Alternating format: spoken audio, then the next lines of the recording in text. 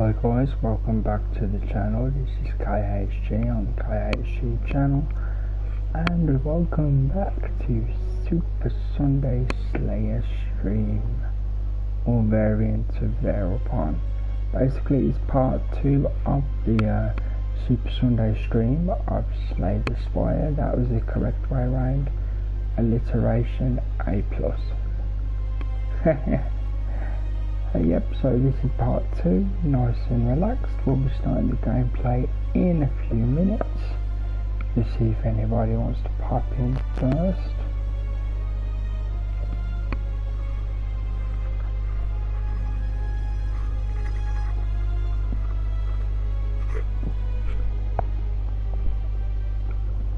For people catching my content as videos, don't worry, there will be other games as there usually is. I'm just waiting for my controller to be repaired so I can play them properly.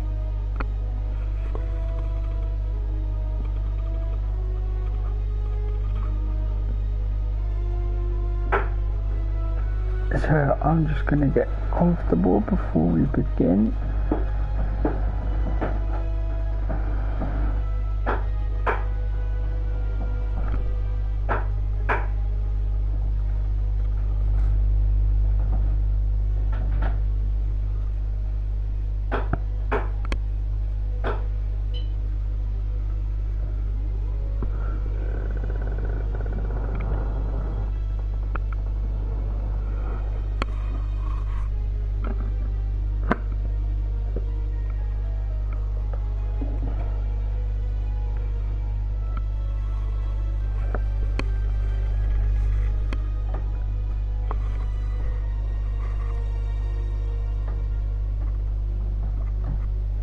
Okay, just bear with me a second. I'm just moving some stuff around before we begin.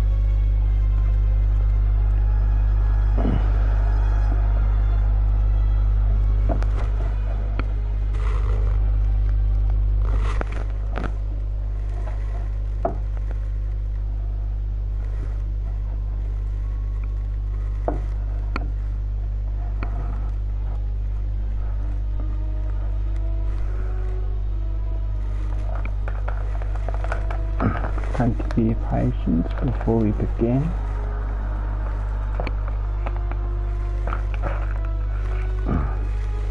If you're watching this video, you're welcome to fast forward to the gameplay.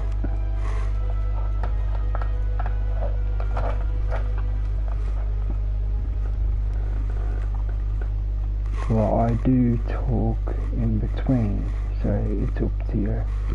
If you want to hear me talk before the game, or go straight to the gameplay.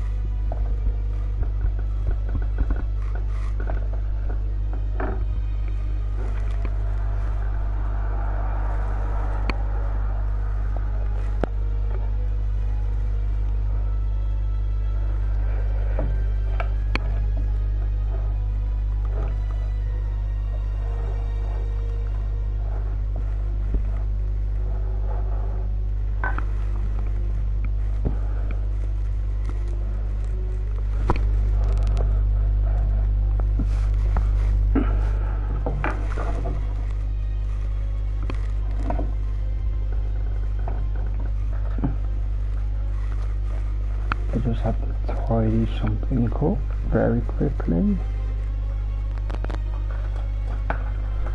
Okay, so this needs to go here.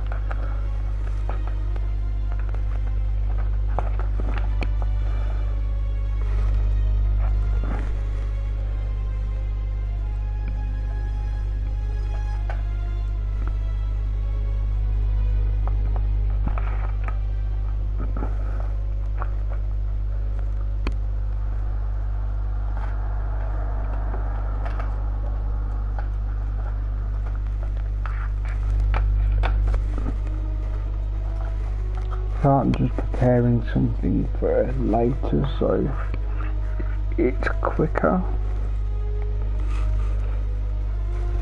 Because about 2 hours in, I'll be taking a quick break to do medication, because I got my timing wrong when I mentioned it previously.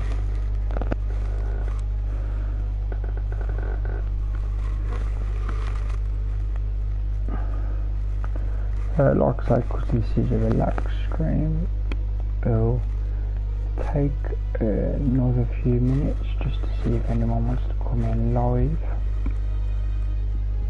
Well, before we begin, I know people drop in regardless, and that's absolutely fine.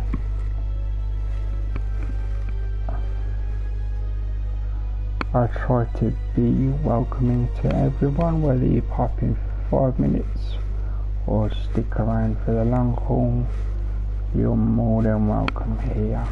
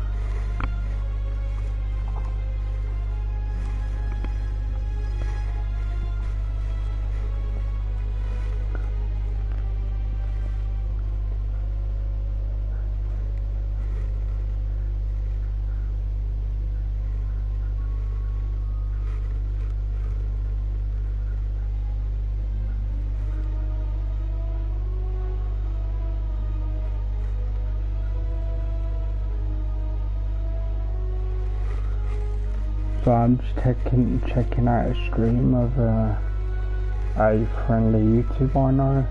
Awesome lady.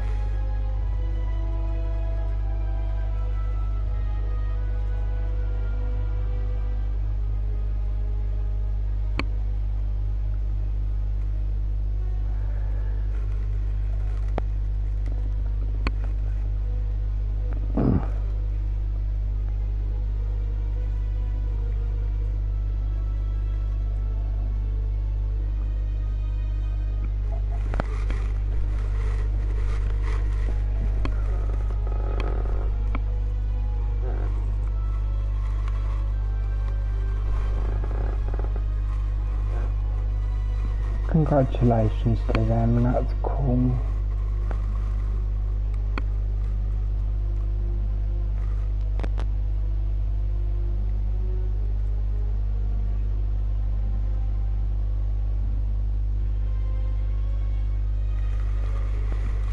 So as I'm playing, I'll be listening to a video about the Boys comic series, which is where they got the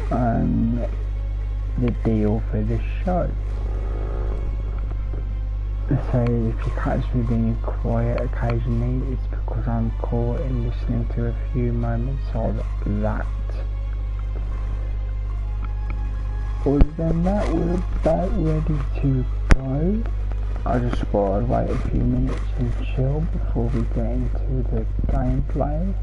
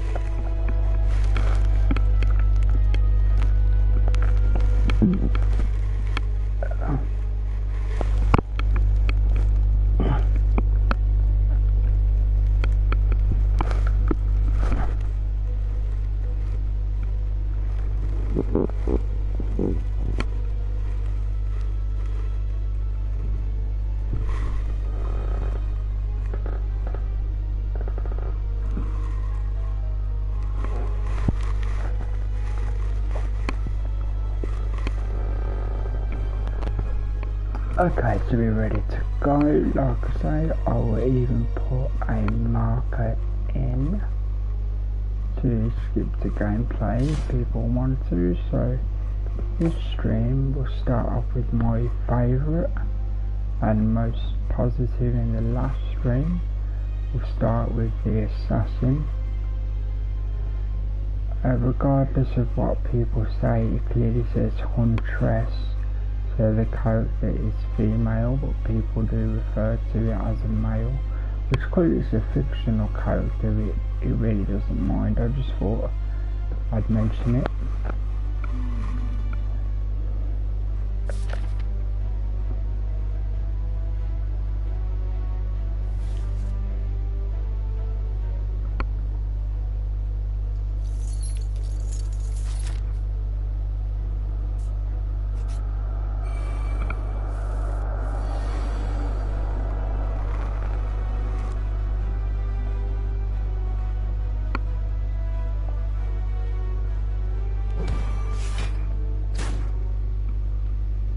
Okay, so obviously these are normal price compared to the last one with the snake coat on.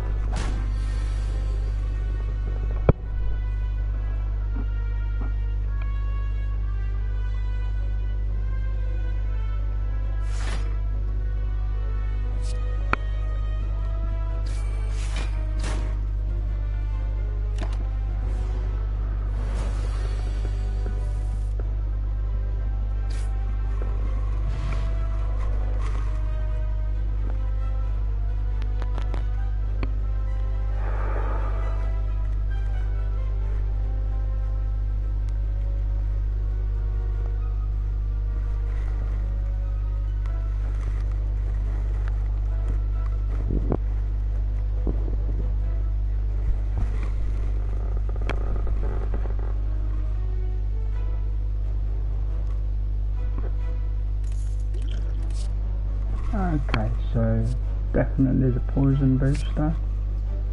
Obviously I've not picked up any poison cards yet, but I will at some point. Hit 7 double block.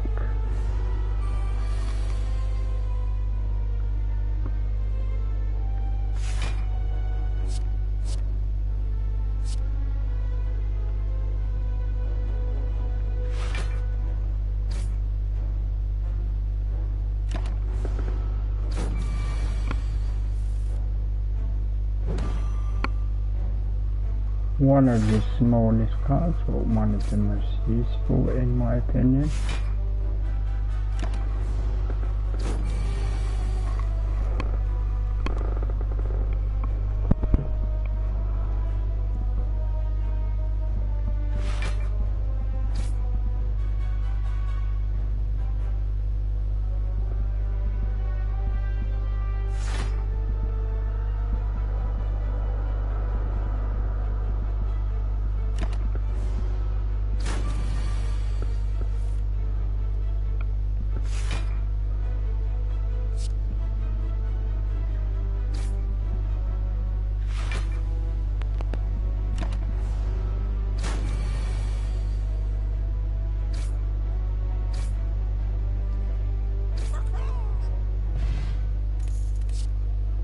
So again, I'm leaning towards poison like I always try to with this character. So originally I was gonna jump to this, but I've got enough money to do this route.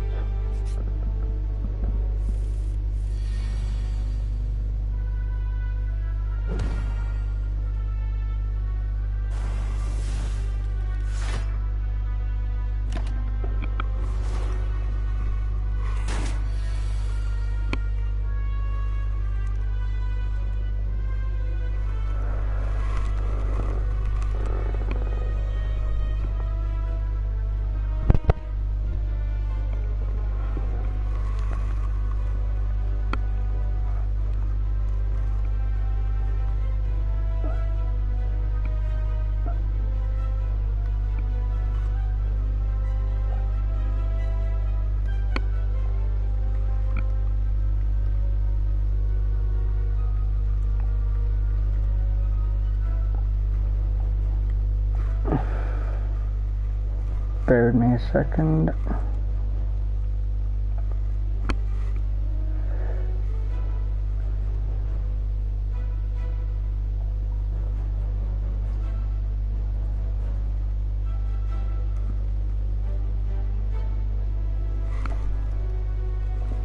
Okay, so again I like to use this card.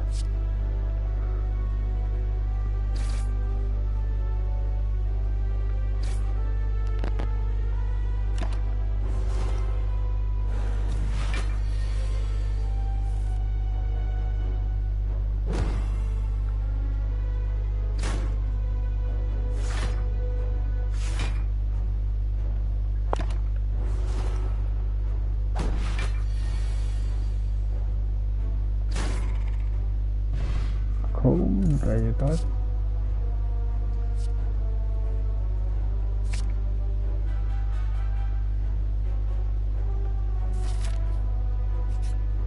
Into the shop as planned. Definitely Poison Blade. I like this card.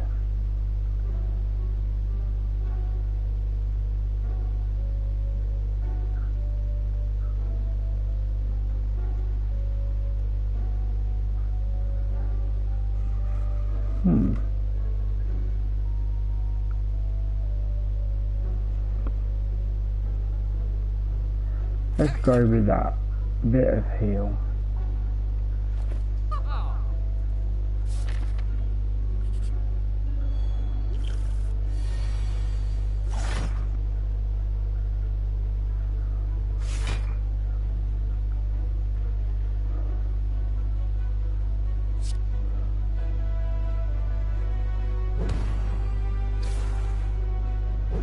So, poison and weak.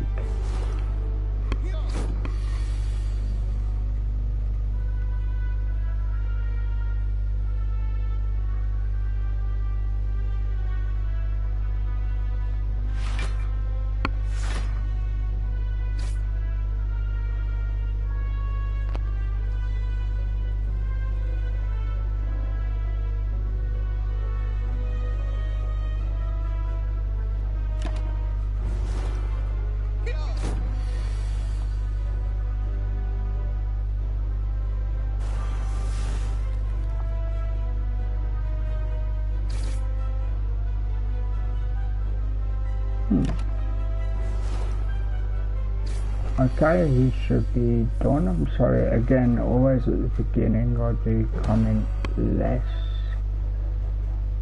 But yeah, so this is done. I like this card.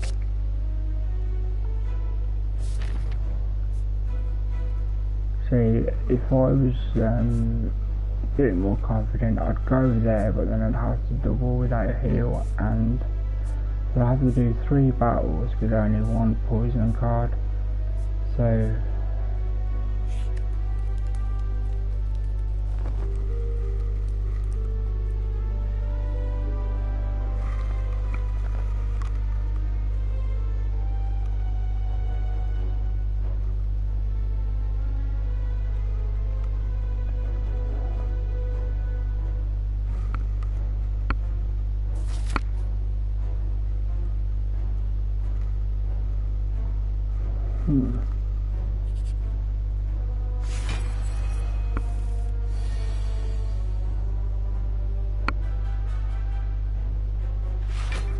okay, so I'm gonna go poison. If I had more points, I'd go weak then poison, but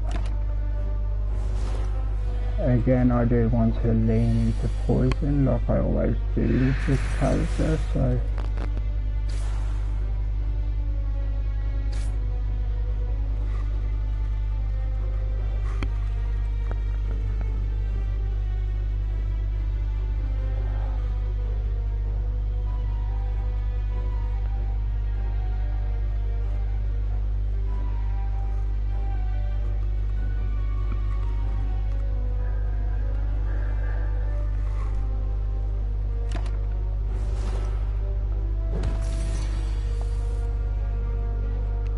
Okay, so drop weakness again, double from the poison benefit.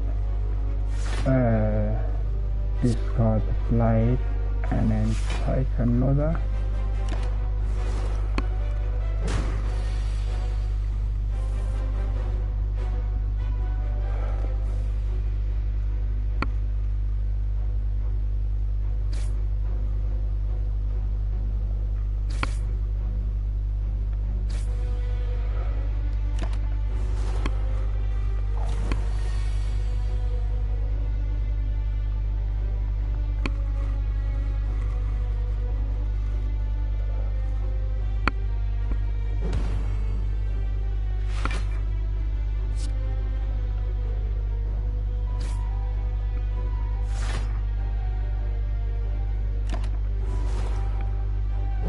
As you can see, it's still under poison, which is great. Tap it off with the poison blade, put with the left, put weakness, and then make sure he's down, and then the poison will finish him off.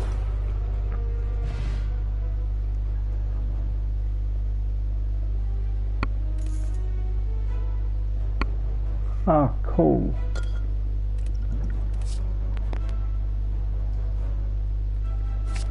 Take burst, I don't take that too often, so I'm gonna heal. Again, as time goes on, I will be commentating more, or at least verbalizing more.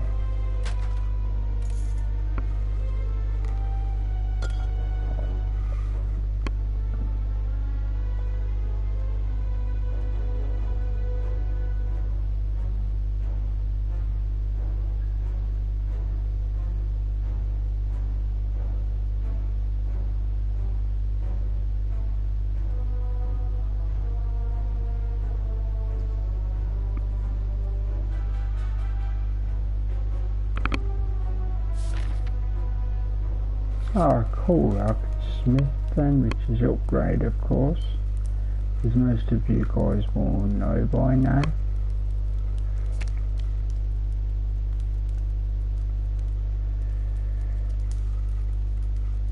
Two skills applied twice.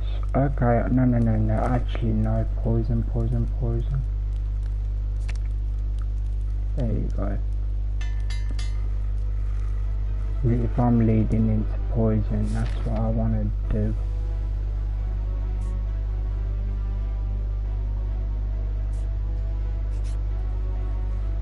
Awesome, okay.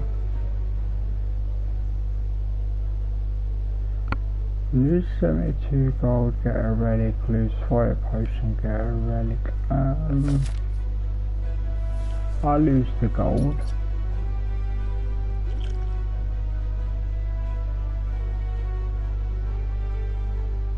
Okay, cool.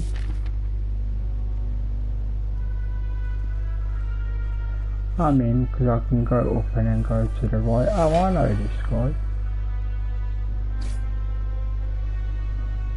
And we'll poison blade him and then we'll double off the poison. Hey Sebastian, how you doing today?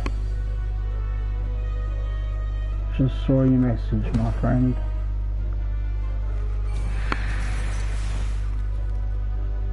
I'm doing okay, how you doing today yourself?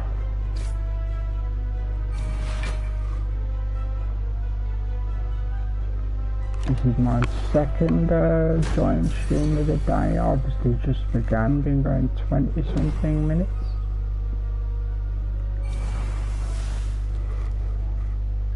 You know, just giving information if people want it, if not just random commentary and thoughts.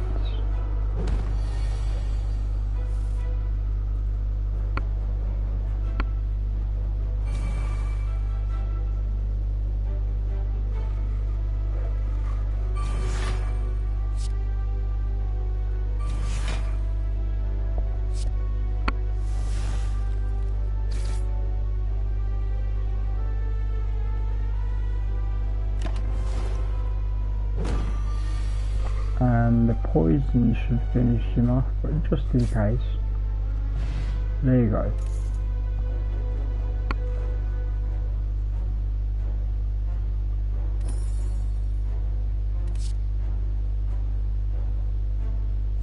I'll take this one.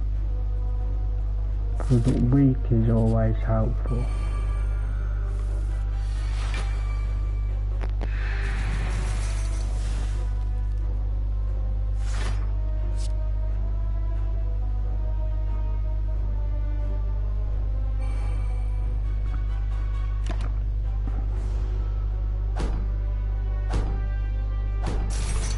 Okay, my timer's came up on the TV. I have no way of turning it off, so as it comes near I will let you guys know, because the stream will go off for a second while I make the TV turn back on, but that won't be for another 30 seconds.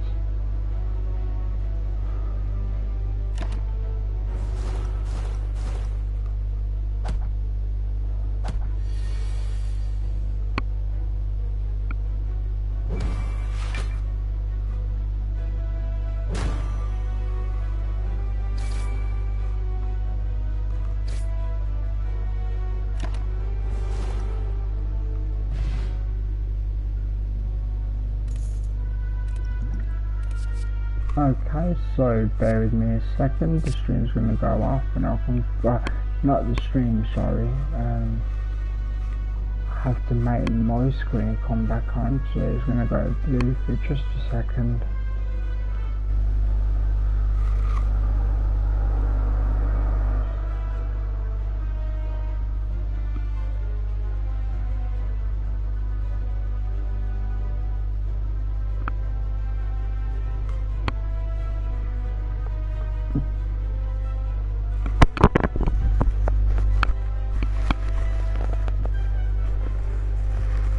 Okay, so everything's back to normal.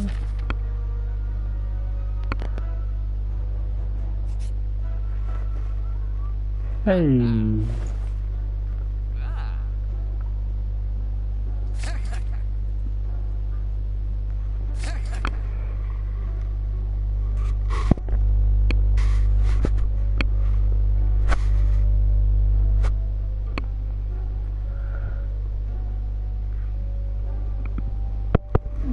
Bear with me a second.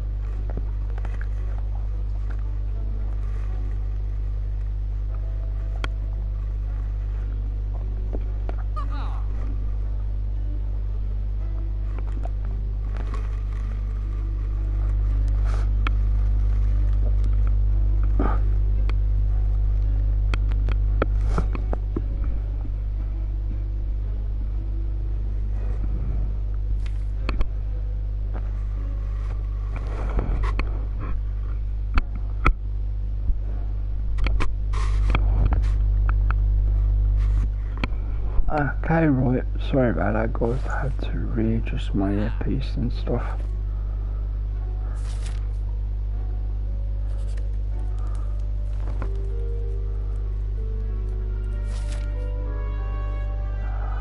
Okay, so first boss.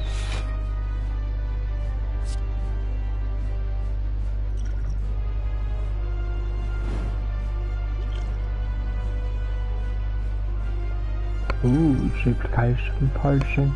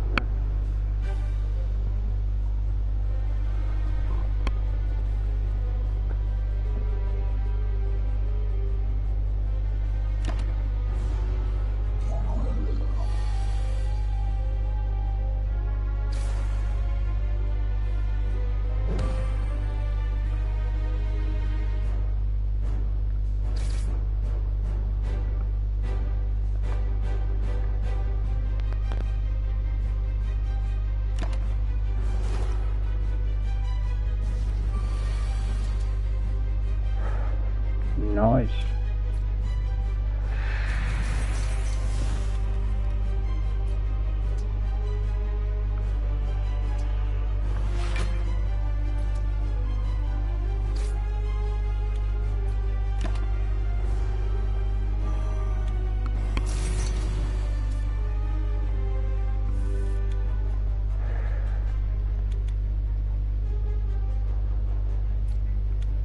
Okay, so I'm gonna risk it and go full attack.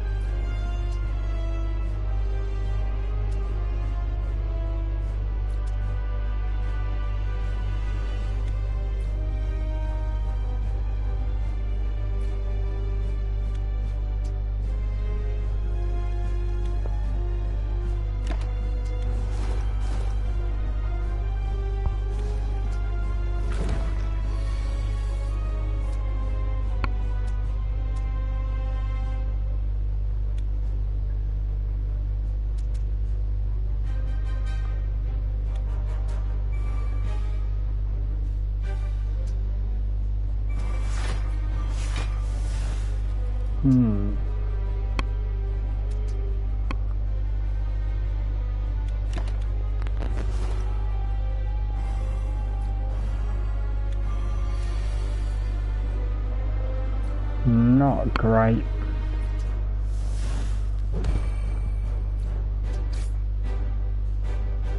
Luckily I get another turn, but not liking this.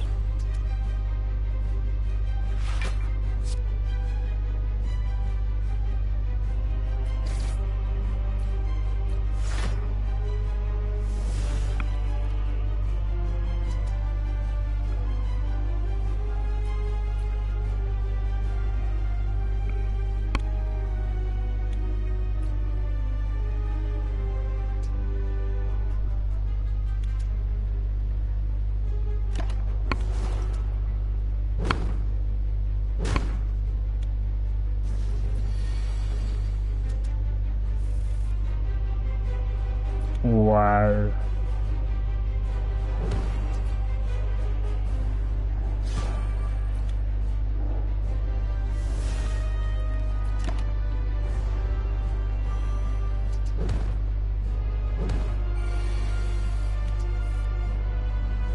This is horrible.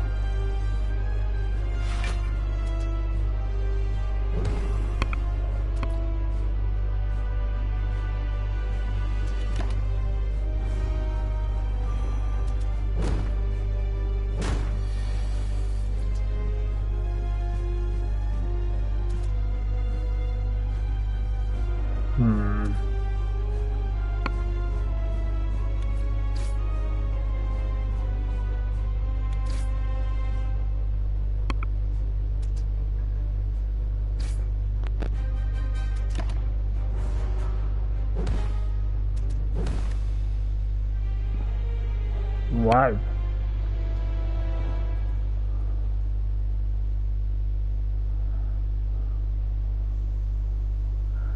Welcome to the stream. I hope you're doing okay today.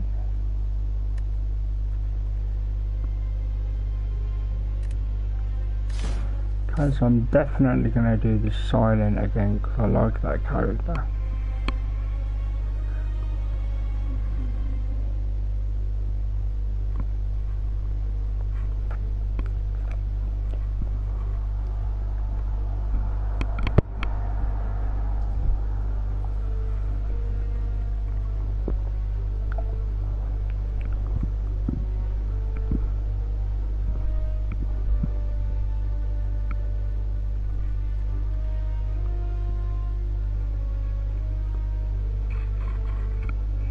Bear with me a second.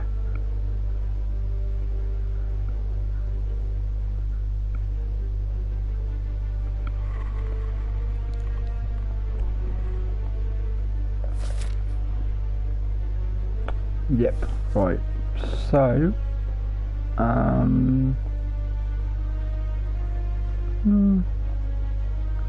let's take a risk. Worked out well.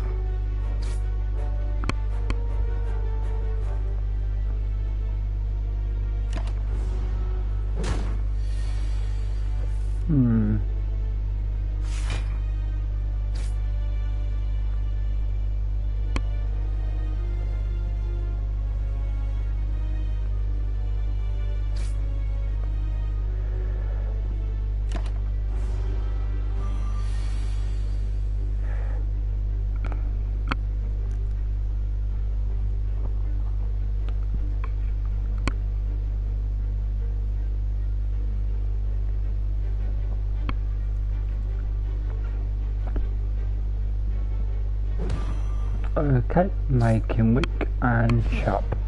Welcome to the stream. I hope you're doing okay today.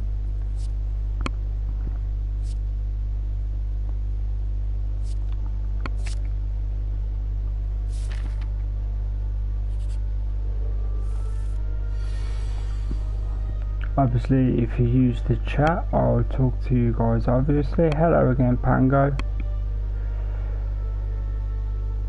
Yeah, it will do. I always have trouble with Act 2 boss. I have beat it once or twice, and I've even got to the level, I call it level rather than act. I got to the level 3 boss once with the poison build, of course, and since then I've always been around level 2. So I'm trying to work out the quickest way to get poison, the best way to get it, you know, just what did I call it? Bear with me a second, I'm trying to think of the right term. Yeah, it's basically trial and error, that's the term, trial and error. Try things out, see if they work, and if they don't, you get whooped.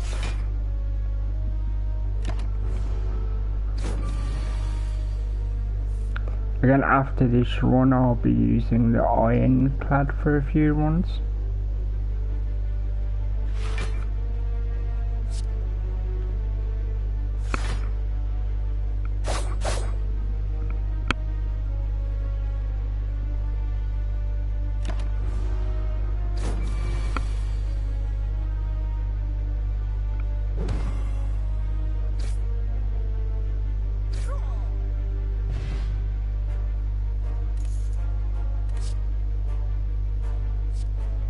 Okay, I should go for that one, but I'm considering poison instead. It is a 0 though, so yeah.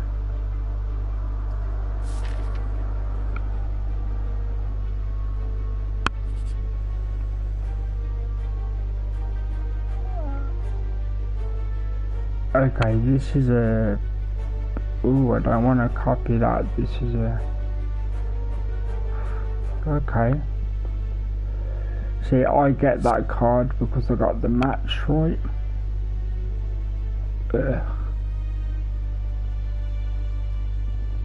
Never mind, I got one pair.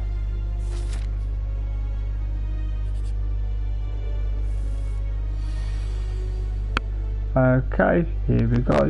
As you've seen, if it's a 0 card, I get bonus. So because of that relic, the more 0 cards I can get, as long as they're useful, it's a good thing.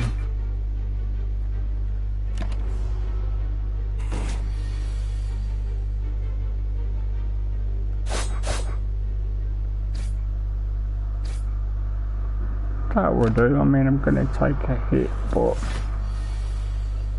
almost done.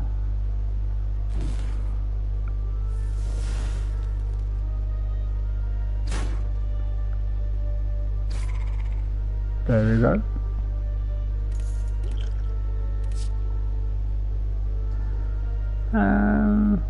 We'll go with this for now.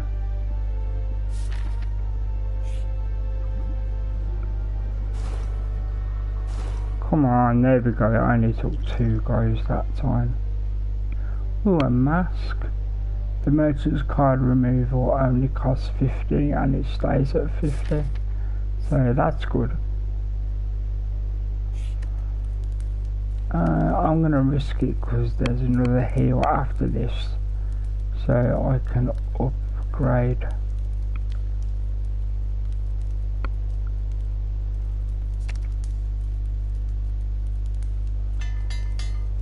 Because I get the bonus from the relic again, as I've said, so that's a reasonably good upgrade. Welcome to the stream, to the newest viewer. Let's see if there's any more stores. Nope. I will leave it.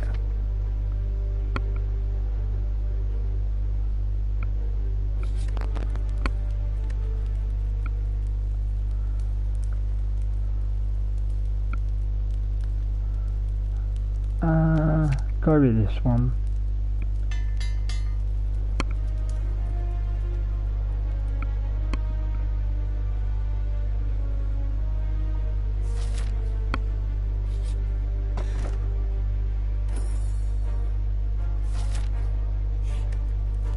This time I am going to heal.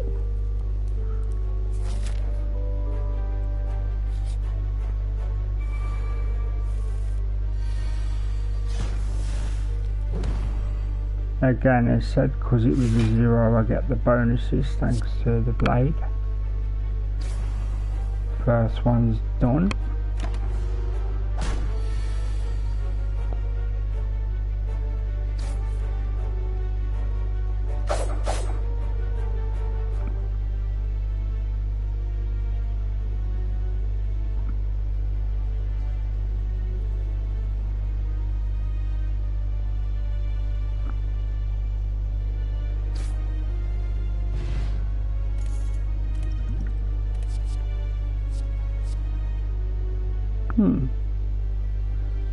I'll go with this, because you never know when you need to discard.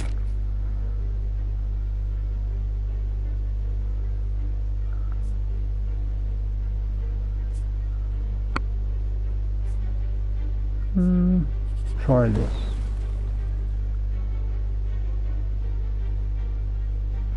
PS4. So I don't get the mods, of course, although there is a setting where you can go custom game and pick. There's a setting where it gives you a random mod, even though it's PS4.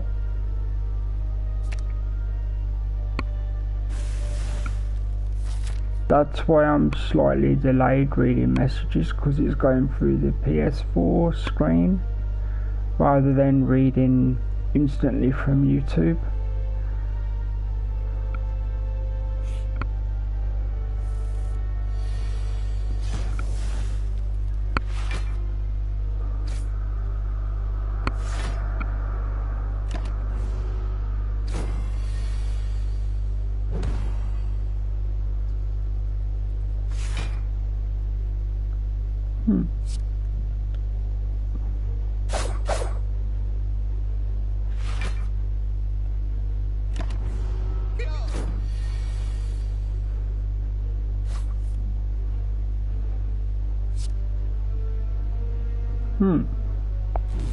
Try this. Okay. Chop.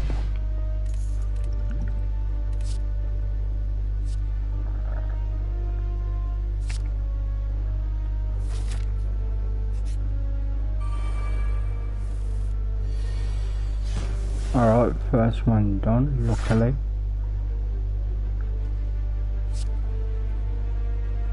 Right now, because I discarded a card, I'll get 2 turns when I use this. and then I can use the blade. So there you go.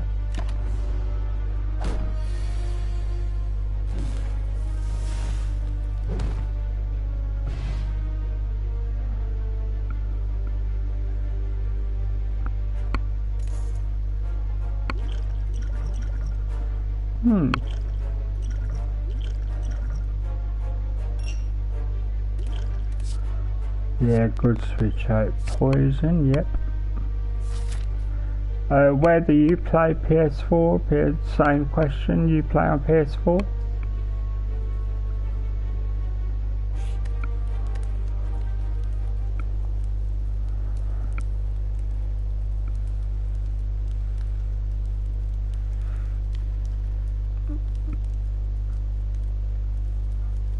Because I only lost 1 health, I can afford to upgrade. Yeah, I'm on PS4 as well, so I'm glad I can help out wherever I can. Yeah, this is, ooh, no poison instead.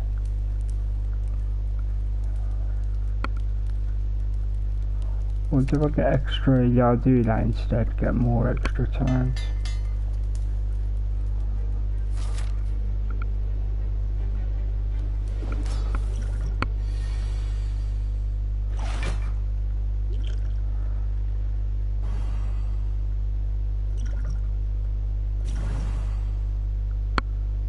Okay, so here we go.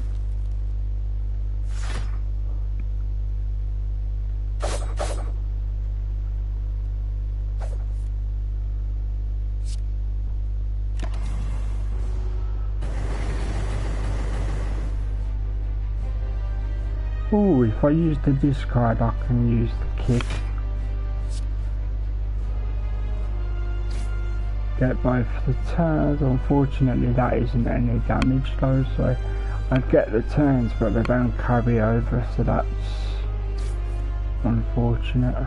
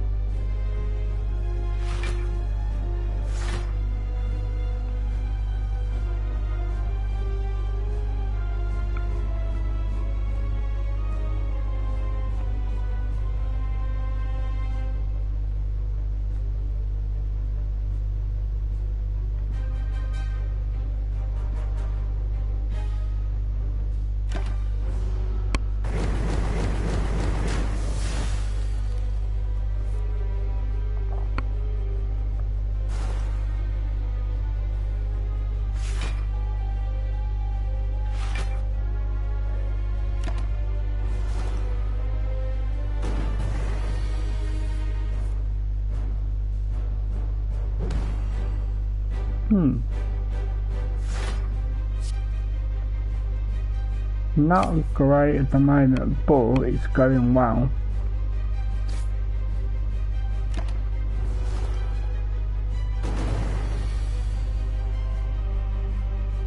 Okay, no, okay, only a bit of shield.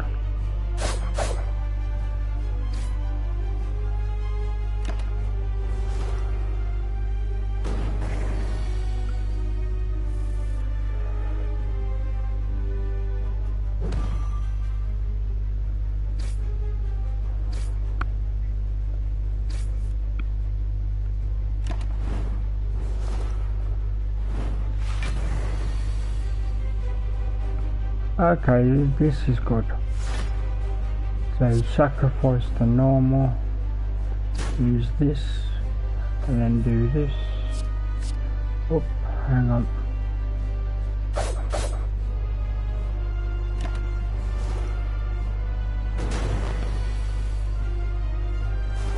Dealing poison, can't really do much, so I just shield up.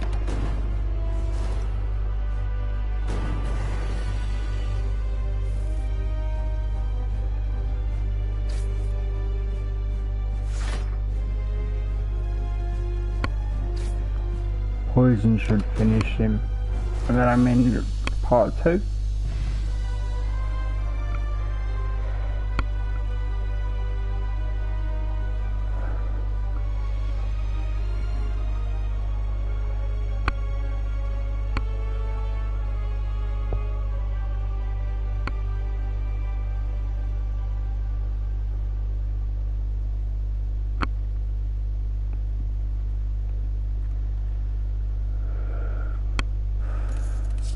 Okay, so I think I'll go for this one because I like that one. You can only use it once per fight, but it is good.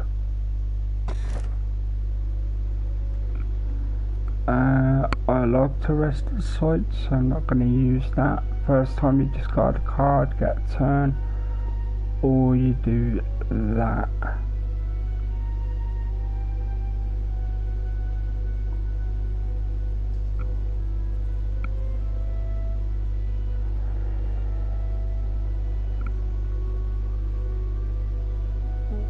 Okay, so picked it, we're on to the next.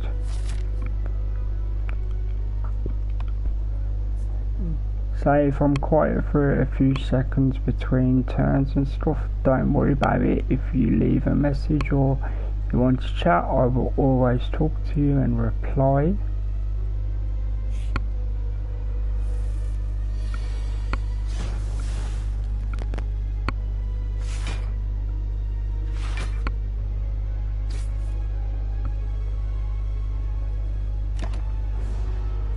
Sometimes like you can have a reasonable card and sometimes it doesn't do great, so oh, it's the discard thing. Okay, cool.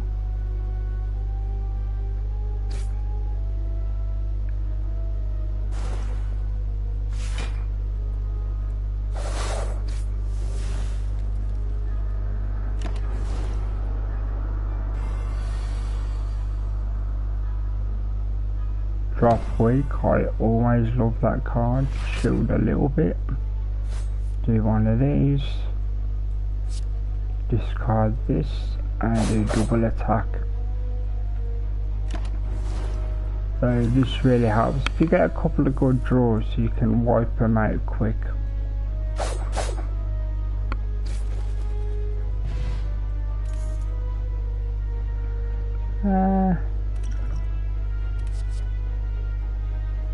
I like that card, the Eviscerate card, so I want to use that with the potion.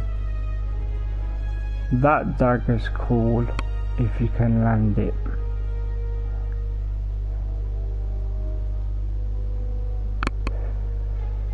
Okay, cool. Let's see if it will show me. See here, you've got all your cards, right? As you know, when you use the cards, they disappear, and then the next cards that come out from your draw pile on the left. Imagine you want, say, this card here.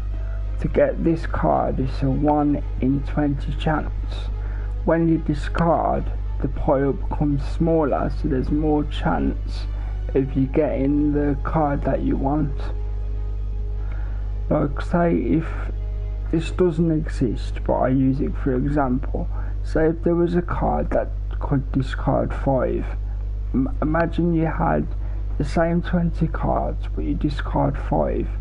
That means now there's only 15 cards being shuffled around, and it's 5 cards every hand. You'd basically get the cards you want every 2 turns. It makes you have a stronger deck, because you get the cards you prefer faster.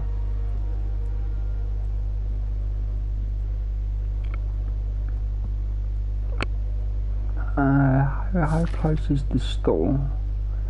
It's not, so I'll steal the dagger. And hopefully that made sense. If it didn't make complete sense, I can repeat certain bits again or try and say it in a different way. So please let me know.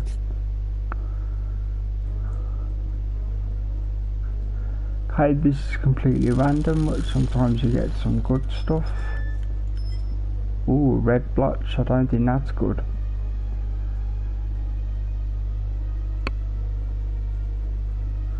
Ah, damn, I got stabbed.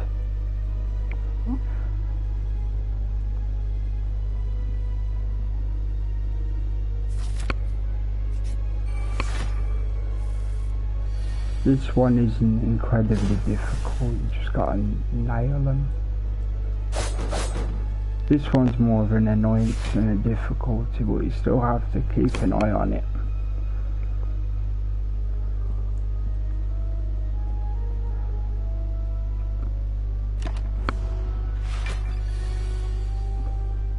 Right, for the discard, I can show you quickly. On the left is your draw pile, right?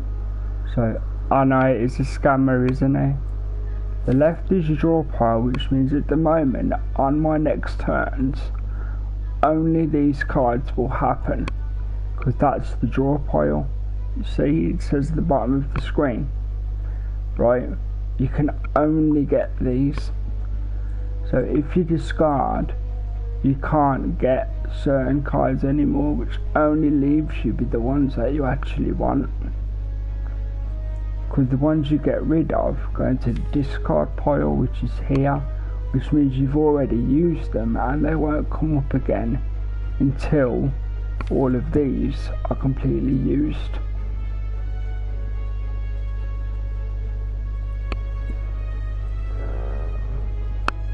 I've actually had more good things than bad, but the last 3 turns of that wheel have been bad.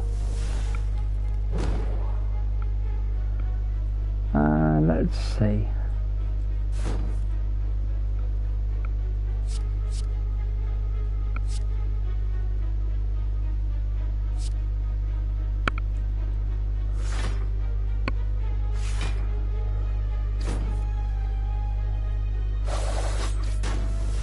There you go, so that's all I could do that turn. So, as I say, if anything doesn't quite make sense, even if we spoke about it before, you're more than welcome to ask a question again or ask for a detail or anything.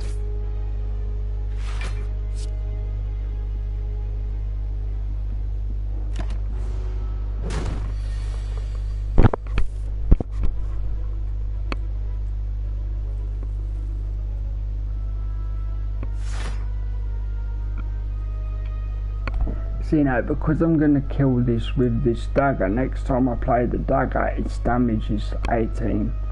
And it will stay at 18 instead of 15. And then again, if you use the dagger to kill someone when it's 18, it will boost to 21. And that's like every single time. So if you use daggers in clever situations, or that particular dagger, you can get high damage.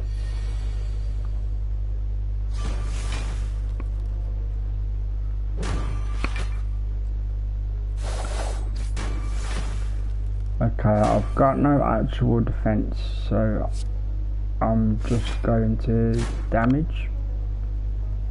Because unfortunately I'm going to take 15 damage here, but I had no way of defending, so each time you discard a card, you get. I'm still going to use that good card. Yeah, definitely shield, because I don't want to lose 15. Obviously, I lose 5 because I've guarded 10. Again, see there, it's gone up to 18 now. If I killed him with that, it would go up to 21.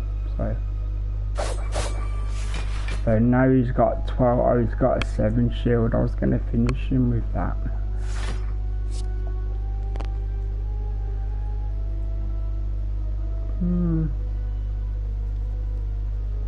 It's went 19, damn, I was 1 point off. Okay, I showed up instead.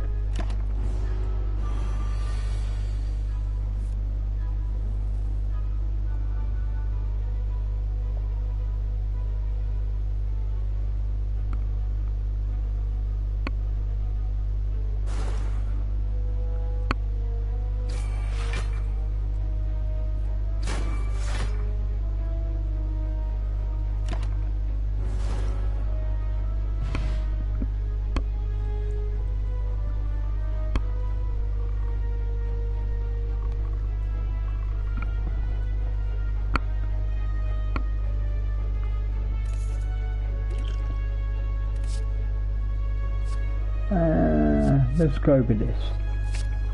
because the 3 shivs are really useful in certain situations, especially against ones like, oh, I hate this guy.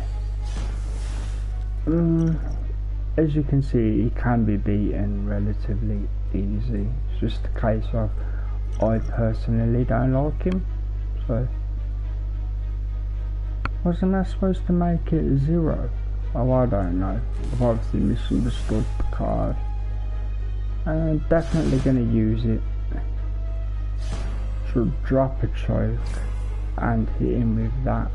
Unfortunately, he's going to drop me for 12 damage, but I survived one more turn, so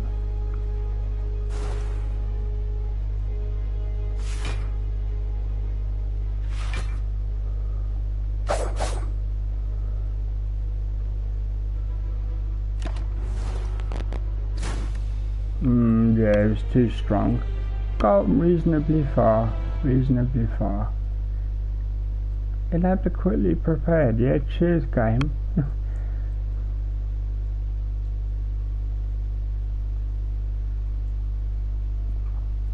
Okay, so before I start the next run, what character would you guys like to see?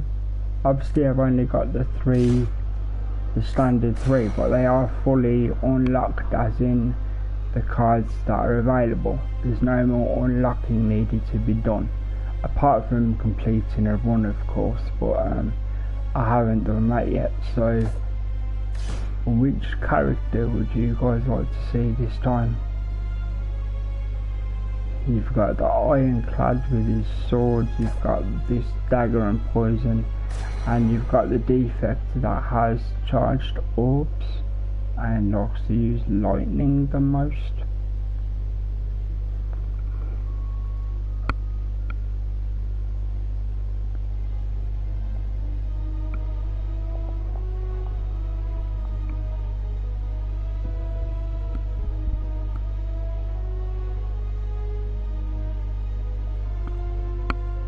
Okay, so while I'm waiting for a second, yes, I'm in England, yes, so it's super early in the morning. So I will do the defect, but just before I do, I'm staying live, but I just very quickly have to take some meds. So I'm literally staying live, you'll still hear me, but I literally for 2 minutes, and I'll set up the defect run. And yes, I am in England, I'm fully English. Canada's cool, and welcome again, Pango. I know we introduced earlier, but we didn't know where each other was from. So, let's start. Actually, I don't know what they're gonna offer me first. Check what they're gonna offer you first, and then you use the tap in the middle to check the map, and then you can work out which way to go on the map. So, I'm going to give up my original electrical orb to get a random boss relic. And at the end of your... Oh my god, no, I hate that. I'm restarting the run. I'm not playing that. You need to discard at the end of your turn, otherwise you get clocked. Damn.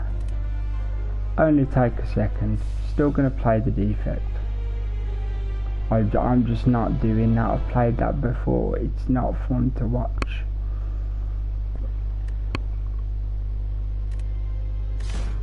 So just set up the defect. Bear with me 2 seconds. I'm still fully live. It'll just take me a second.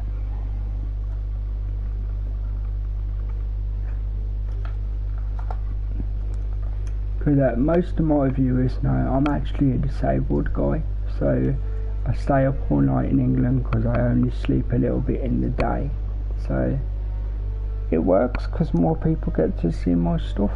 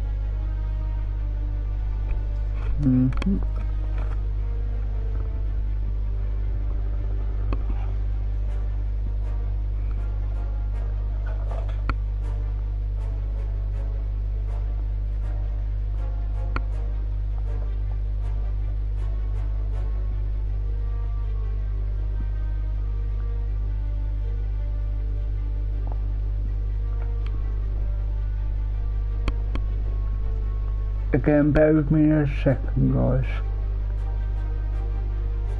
Literally 2 minutes.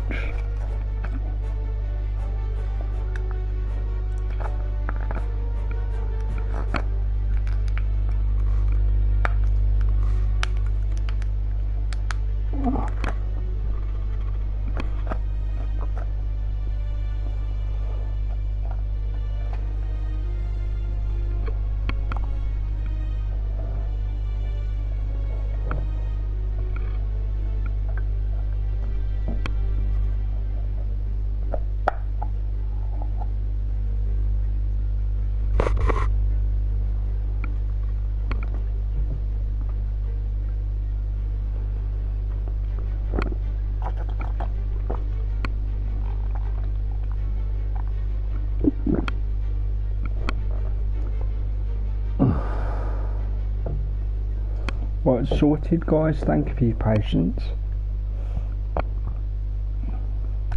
Saw your comment on the about the last stream, Pango. It's my absolute pleasure, dude. I'm glad I could help you out. Now, before I carry on, see this here. I'm sure you guys have seen it before, but see this choice here. The first 3 enemy combats have 1 HP. That is great if you want to zoom up the map, especially if you want to save life to get to your first elites, because obviously the elites drop the relics. So for that, I'm going to pick here, and then I'm going to veer to the left. So after the first fire, there's an elite dead in the centre, so that's where I'm going to aim for.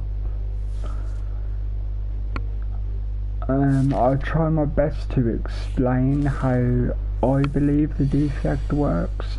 Now, before we begin, I'll try and be as quick as possible. Above the defect's head is 3 orbs, right? And each time you play, you can charge orbs. For example, here's a channel 1 lightning. That means you get a lightning orb. Field 2. And at the end of every turn, if you have any orbs, they trigger. But this here, if you evoke an orb, you use it and it disappears.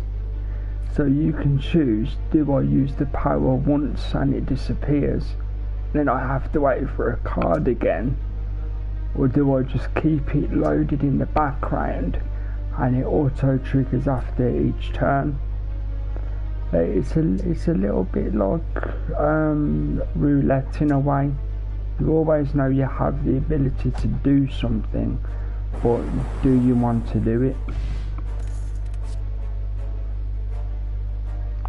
And then there's different types of orbs. There's lightning, there's ice, which is shield,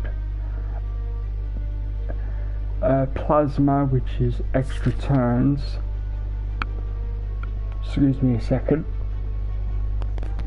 And one called dark, which from what I can see, the dark is just raw power, even cuts through shield, but they're harder to trigger unless you juggle them and you juggle the position of the orbs by evoking orbs and using them on purpose.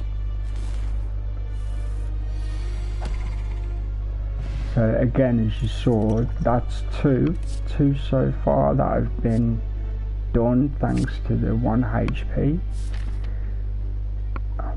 Obviously I do talk about things as if they're brand new for people that I've never seen or tried before. So if you're a regular player, do be aware of that. I'm not condescending in any way at all. I wouldn't do that to any of you guys. It's just the way I like to present things to help people. Again, see, by removing a card you have less cards to pick from, and therefore you get the good cards quicker. That's the quick version of removing cards. If you think in general for your playstyle that's not a good idea, you don't have to do it.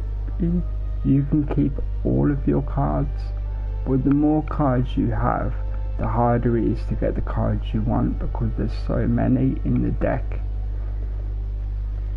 It's like, yeah, think of playing cards, right? There's 52 cards in a deck, and for some reason you want the 4 aces, right? That's 4 cards out of 52. Well, if someone gave you half a deck and said, oh, by the way, there's still 4 aces, those 4 aces would be easier to find, because there'd only be 26 cards. And that's the premise of why it might be good sometimes to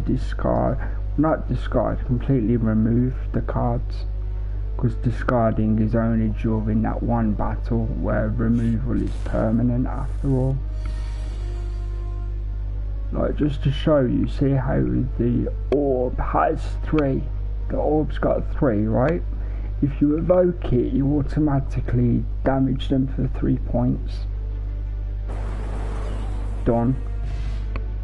And then obviously there was more, because of the after the turn finishes they get the damage as well.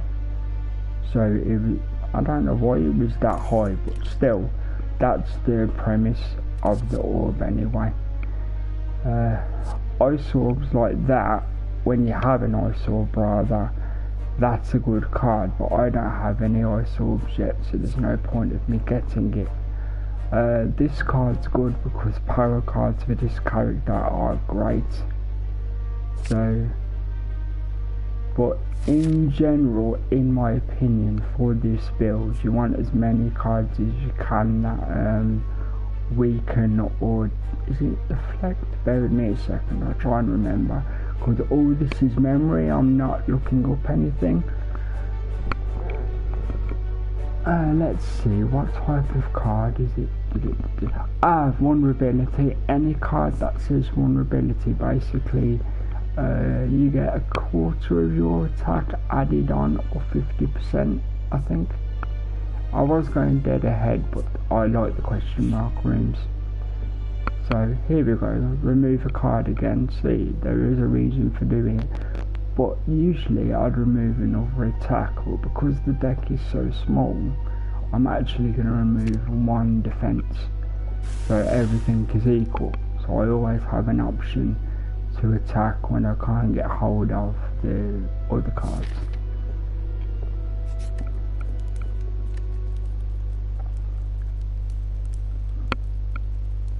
So I'm going to do this one because it makes the card stronger each time.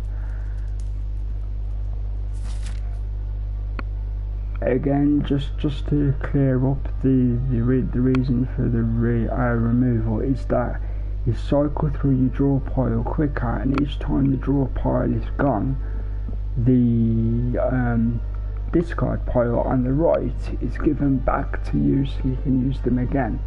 So if you have a smaller deck, you get the same cards quicker, and if you're lucky and you're given the right cards, those cards are strong cards that you're given quicker. So again, I'll talk through what I'm doing so it makes sense, but if you already understand, do jump in and stop me, and I'll alter the commentary. I am going to shield up a bit, because as you can see from the intents over the head, I've got like 14 plus 5, that's 20 something. My maths has gone to jelly. Hang on a second. 14 plus 6 will be 20, 19 damage, so I'm going to heal up as much as I can. Usually I wouldn't evoke an orb, but there's a lot of damage coming in, so I've given up that orb. That orb is gone. The only way I can get it back is by channeling lightning, and because I have such a small deck, there's channel lightning, so I can channel the lightning And not only that, channel a dark as well. Now the dark gets extra damage every turn, but it's harder to trigger. So the power card is free, so I'm going to use it. I can't shield, unfortunately, but you know, that happens. So I'm going to take bigger damage, because the channel dark doesn't happen automatically like the rest. It has to be at the front where the lightning is. So I've hit the lightning twice, because obviously I'm getting hit quite hard, so it's not the best defense. But I will be doing a few runs with this character. Now this is the thing, hopefully now I channel this lightning. Oh no, there was space left. I was going to say the dark would have to trigger to make room. Because see how they're full. Once it says channel this particular orb, it will automatically use the orb that's furthest on the right hand side.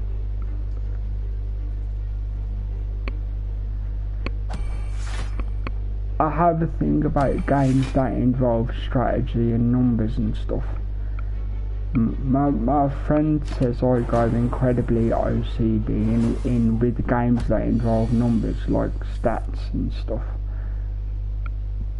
Like, so hopefully now, when I channel this lightning, the 24 damage of the dark will hit them both and they'll basically be dead. Oh, only one of them, okay, but the principle stood. There you go.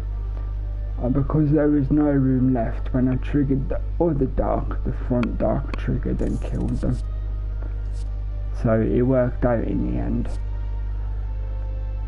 Yeah, and you definitely want to get cards if you have enough time and luck that give you extra energy to have more turns, of course.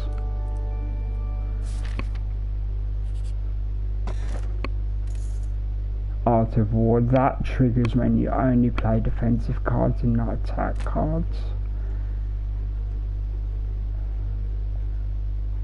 Genuine question to help me out. Do you guys feel I'm talking too much or I'm saying things that aren't necessary? Because you know, positive criticism helps development.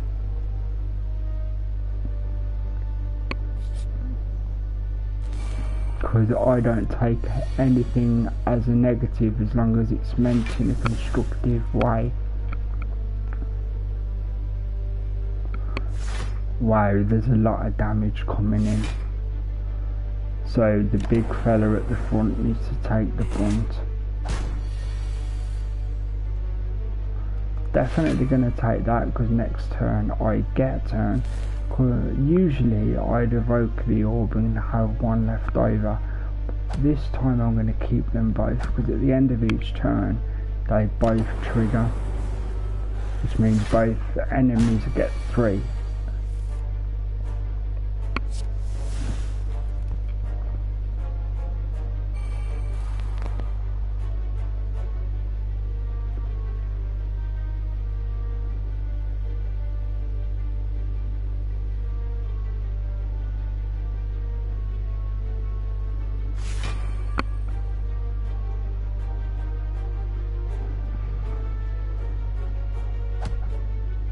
Okay, so that one's done. That worked out well. I've got 10 damage coming in, so I'm going to block it again, because I have enough comfort to know I can get away with that because I've got the orbs. I like the rebound card. I will explain what that does properly if you've never seen it before, but I have a habit of just pressing the card sometimes. But if you've not seen that card before, do let me know and I'll briefly talk through it next time I use it.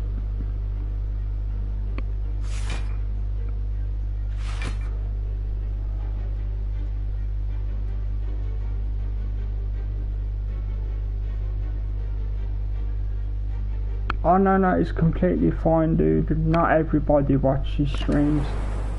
Like all my stuff is available as videos literally within a minute of them happening, because YouTube do it automatically.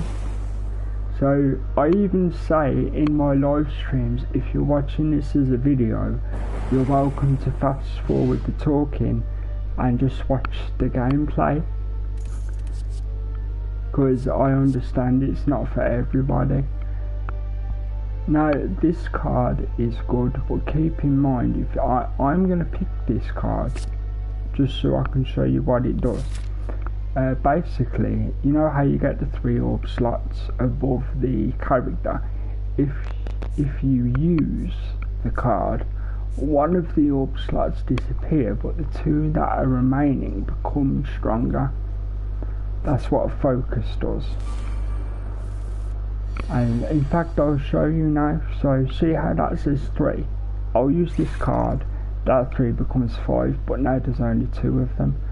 Obviously, because I've burned 2 points, I'll make sure I get an extra turn next time to balance it. And these 4 guys are annoying, but I should be able to beat them. So, but it may take a little while because I'm going to have to be more defensive.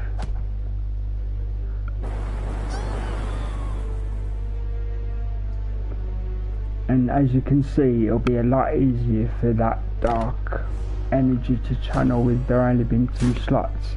I'd only have to channel 2 orbs and it would have to trigger. Or see this, I can use this and it will trigger the dark, or the dark will be gone and I'd have to wait for the card again. But I am going to do that because having 4 of them annoys me. And then obviously at the end of my turn they get hit for 5 because the orbs are stronger. Now again, just because there's only 1 enemy, I'll do it again. And now there's only 1 orb slot, but now it's 7.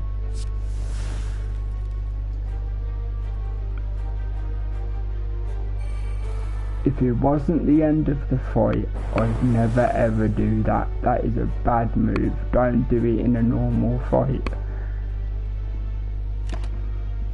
Not unless the enemy's nearly dead and you can afford to do it, then it's absolutely fine.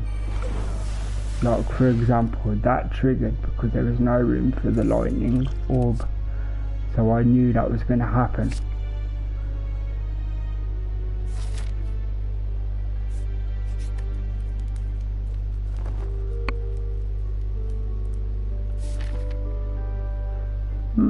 I'll take the question mark. Yeah, it's another battle. Luckily this guy isn't terribly hard, just slightly annoying in my opinion. Now like I say to most people that watch my stuff, I'm just grateful you guys choose to give some of your time to watch me and find enjoyment in what I'm doing. Because that is the point of me doing this. The point of me doing this for me is to entertain others and, you know, give them distraction or give them entertainment. And obviously, as you can imagine, it's also a distraction and fun for me to try and entertain others. So again, if you see anything that says evoke, it means use and get rid of, and then you have to pick up a card that gives you the charge back. But I am going to evoke it because that dark energy is ridiculously strong in a good way. So I like this card because it applies weak as long as if the enemy's got a red dagger above their head, use this card, they get applied weak. And as you can see, 1 second.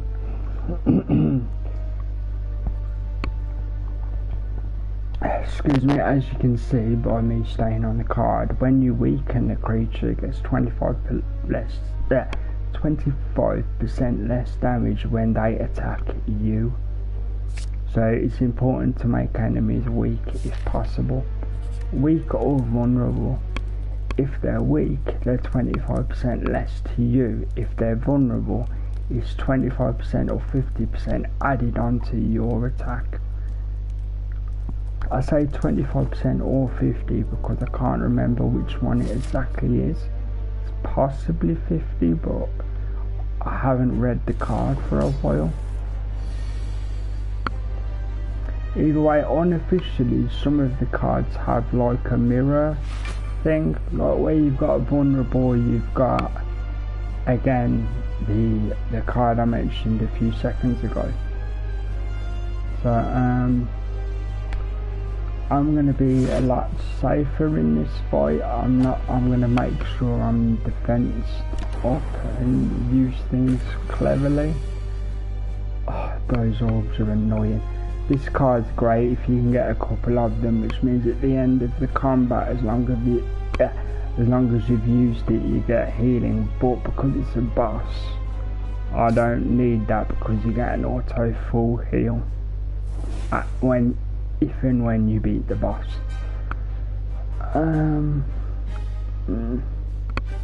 Yeah, I'll get rid of one, but I'm not getting rid of more than one because I like having the extra power against stronger opponents.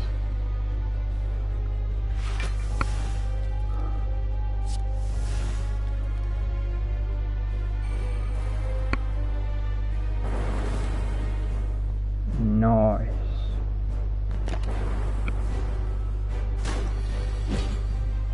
Wow, that's a big hit. Yeah, see, because there's not a red dagger above the slime's head, this card wouldn't have the weak effect. It would just be ordinary 3 damage. But luckily, evoking this orb is good. See the big chunk of damage that came out there?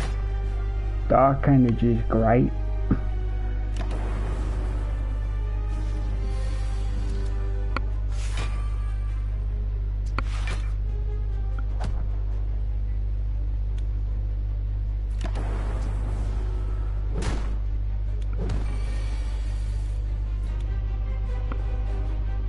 I'm not consuming again because I do want 2 orbs, but consume is a good card if you're focused on one enemy and one enemy only, and there's no chance of getting a second enemy.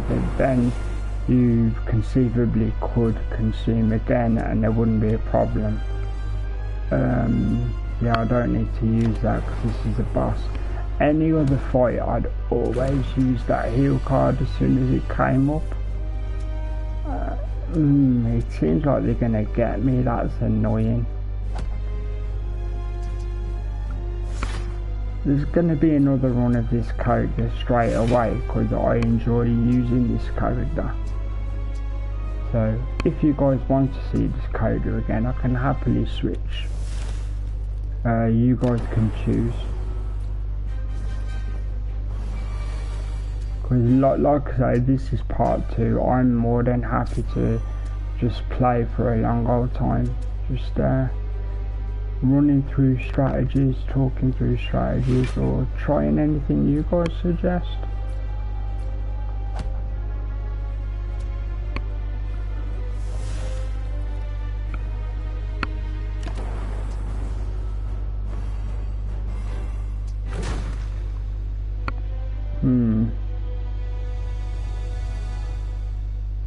Okay, so as you know, if you hadn't have already locked all of the unlocks, all of these points would go towards unlocking more advanced cards or the opportunity of having variants drop more often.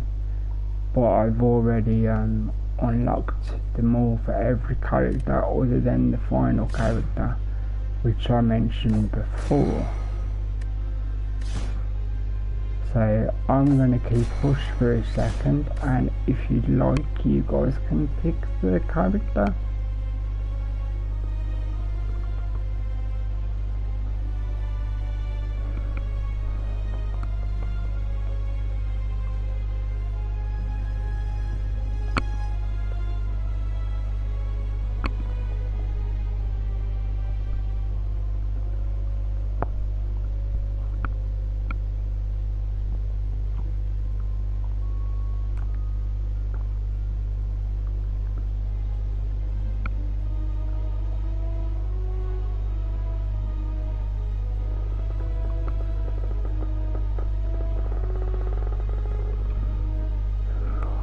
cool, no problem. Ironclad it is.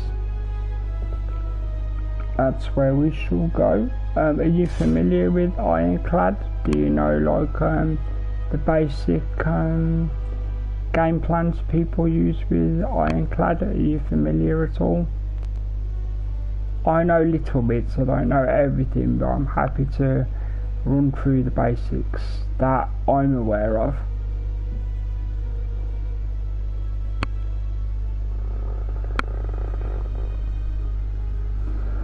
Okay, no problem. Well, let's see, where can I begin? Because obviously I'm going to explain it in a way that isn't thunderously boring, because obviously if you talk about it the wrong way it can come across boring. Basically the way this guy works, as you've known by playing it yourself, is damage, all about damage and making the enemies vulnerable, because as I mentioned before, it is 50%. I said it may have been 25%, but as you can see there, 50%. So this guy's all about making them vulnerable and stacking his own strength. So during the run you'll be offered cards that boost your strength or give you passive strength, like only for one turn. Always get those, because every time you boost your strength, these simple cards go higher in damage. Basically the guy is as close as you're going to get to a tank in this game, as long as you have the right cards. So let's see what is offered this time. Also with this guy, as I'll show you this, I always keep this auto healing at the end of the battle. So with this character I'll never use that. I'll take the upgrade, because sometimes you're offered an upgrade, it's called Monster Blood I think or something, where instead of healing 6 you heal 12. It's a genuine 1-for-1 upgrade. So I'm just going to take a rare card, and if you want to see it already, the rare card is this one, Juggernaut block card. Whenever you get ordinary block, you deal 5 damage. Obviously you have to use this card first and then pick a block card for it to trigger, because I used to misunderstand that. I used to pull the card after a block and be like, why am I not getting the bonus? And it was because I didn't use the card first. So the guy's designed to be fully attack.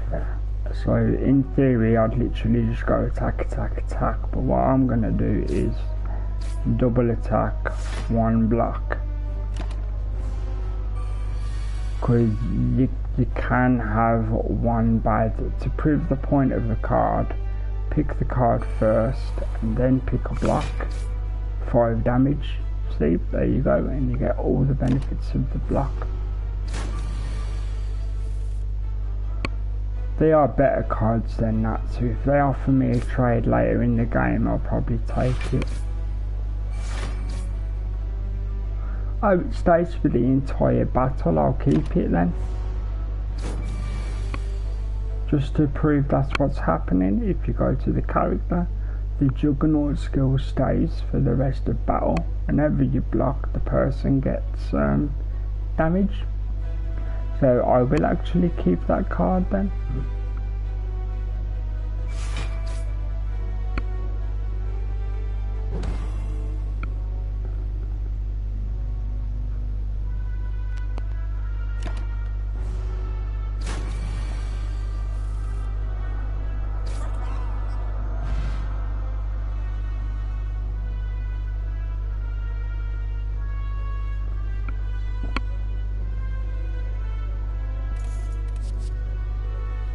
Okay, so for me, this card's great because it applies weak, and weak is great, as you can see.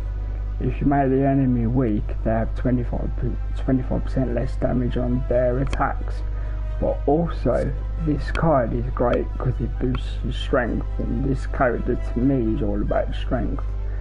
But on the third hand, I like this card because you get your 5 block and then you can upgrade 1 card in your hand for the rest of that battle. So I'm actually going to take this card. If you get lucky and you upgrade the right card for that one particular battle, it can literally change the whole course of the fight. And I have actually done that, like as I mentioned a long time ago in the other stream. I believe it was this build I actually got to level 3 with, because I had so many strength cards. So what I'm going to do, I'm going to make vulnerable. Oh, I've got a lot of damage coming in. I was going to follow up with an attack, but there's a lot of damage coming in.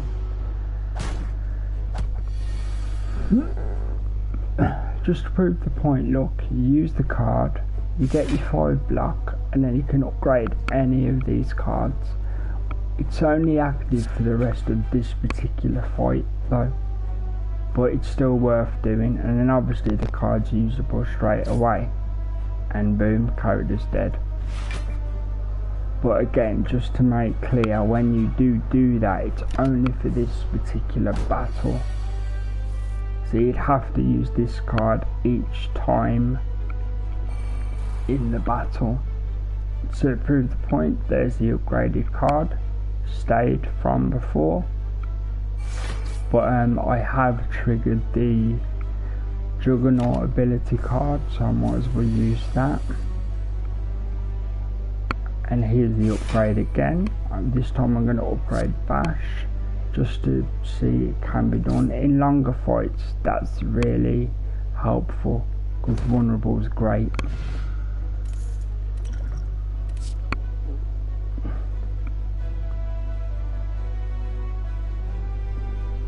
Okay, I like this card and this card. In an emergency, this card is good. Bear with me a second. Yeah, so as you can see, you lose 2 HP, but you do 15 damage. But keep in mind, at the end of any battle, you auto heal 6. So depending how badly you get beaten, it's worth having that card. And again here, if you have a weakened card, again as before, weakened creatures do 25% less damage. So in this case, I'm going to have the weakened card, because my plan for this run is make them weak, make me strong. So every chance I get, make them weaker, make me stronger. And I always look at these, as you already know, these are relics. Let's go with this, because it heals me up and gives me more HP. I don't usually do that, but I've got a feeling this guy's going to need it on this run.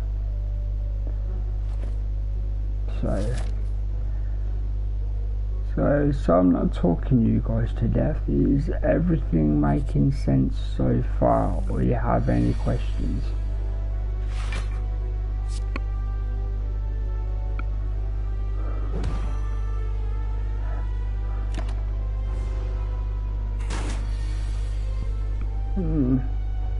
I like using the Juggernaut card. Now I know it actually does, but you do have to give up, in essence, 1 of the 3 turns to trigger it. So here's the weaken. So it was 14 damage, now it's gone to 10. Ah, thank you, dude. I'm glad it's making sense and it's not just jumble. Yeah, every player has its benefits and strengths. Like, in my opinion, this guy's strength is making them weak and making himself strong, where the assassin character is about try and block if you can, but douse them with a lot of poison. And to me, the third guy is stack the orbs, use the orbs. That's my very, very simple view of each character. Again, strength cards are great. This card is better for now because each time you use it you can pick a card that will definitely be in your hand next time, but it's only out of the cards you're using at the moment, so it's good, but it depends what's in your hand with it. It will make sense when I actually use it, when you actually see the card in action. So see, I should do this one to be honest, but I mean that goes from elite to normal back to elite, and there's just no healing for a long time.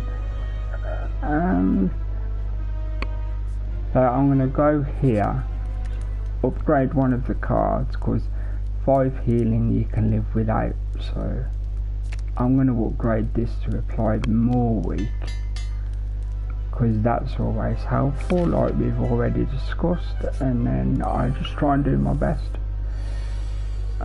These guys are annoying, but they're somewhat easily beaten.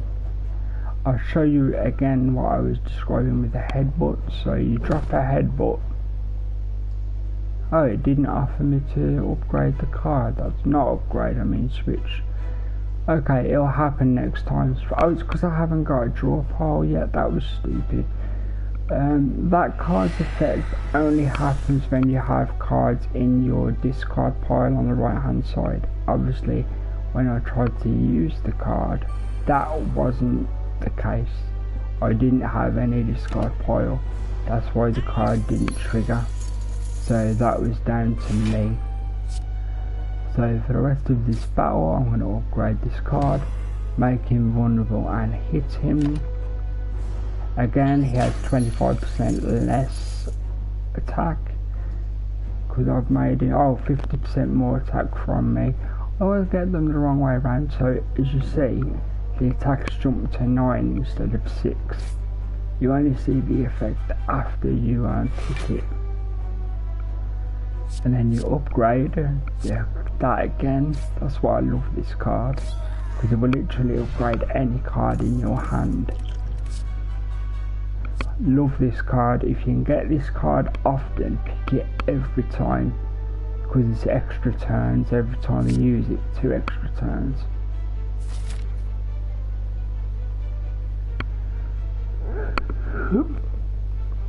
As I say, all this is my opinion, but I tried to make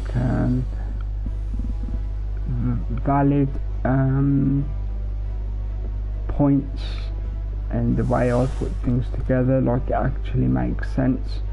But I never think this is the way, definitely do this. I always try to coach it as, this is what I think. If you think something different, that's awesome too. Usually one-time relics aren't great like the one I did pick, but it was the best of what was available at the time. So because there's 3 of these guys and they always annoy me, even if I beat them, I'm definitely going to use the Juggernaut ability, because I've got 18 damage coming in. So I'm gonna, right now I can show you what the headbutt does, because I've got a lot in the discard pile. Right, so you drop a headbutt and then the game says, which one of these do you want to have the ability to pick at the top of your next turn? So I'm going to pick this because I can upgrade a card when I use it, and as you'll see on my next turn, that card will be available to use thanks to the headbutt card. Hate those e-store cards, that is a lot. And as you can see, thanks to the headbutt card, there's the upgrade card, because that's what I picked. So that's how that card works.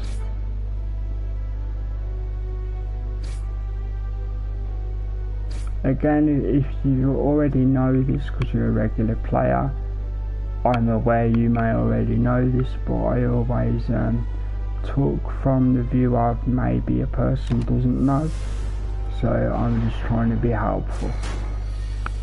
there's no condescending at all, because I know internet in general, people, you know, people don't mean to, but some people can come across as condescending when they're playing or explaining, and I'm not like that at all. So I like to make sure everyone's comfortable.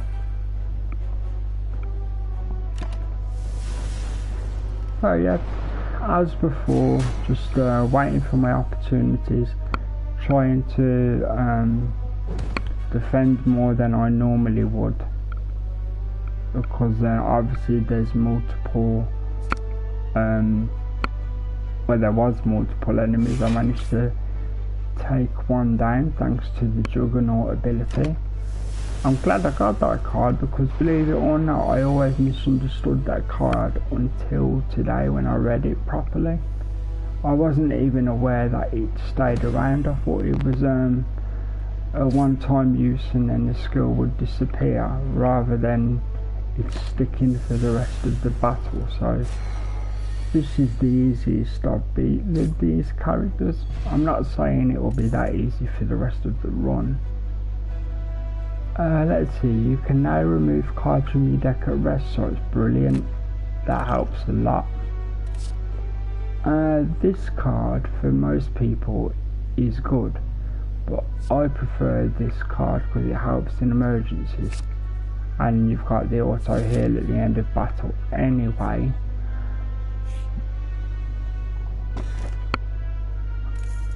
Let's see what this does. Every fourth question mark is a treasure room. Not terrible, but you know, not the greatest. If I use that, I can't rest because I'm busy token, as the game says. He's basically getting stoned, so he hasn't got time to rest or smith because he's getting stoned. So this time round, I'm gonna rest. Because as you guys know from playing it in general, even though they're normal battles, sometimes they can be annoying. So I'm actually going to trigger, oh, I did trigger it, there we go. And then because I've used that blood card, I can then say, oh no, I got it wrong way around again. I was going to say I was going to call on that blood card again after the headbutt, but obviously I must have done it in the wrong order. So I'm going to take 5 damage, because obviously 5 is blocked and then 5 is unblocked. I'll take that. Trigger Juggernaut, which obviously gives up a turn but helps in the future. Yeah, I need to get on that. Make them weak. Always a good thing.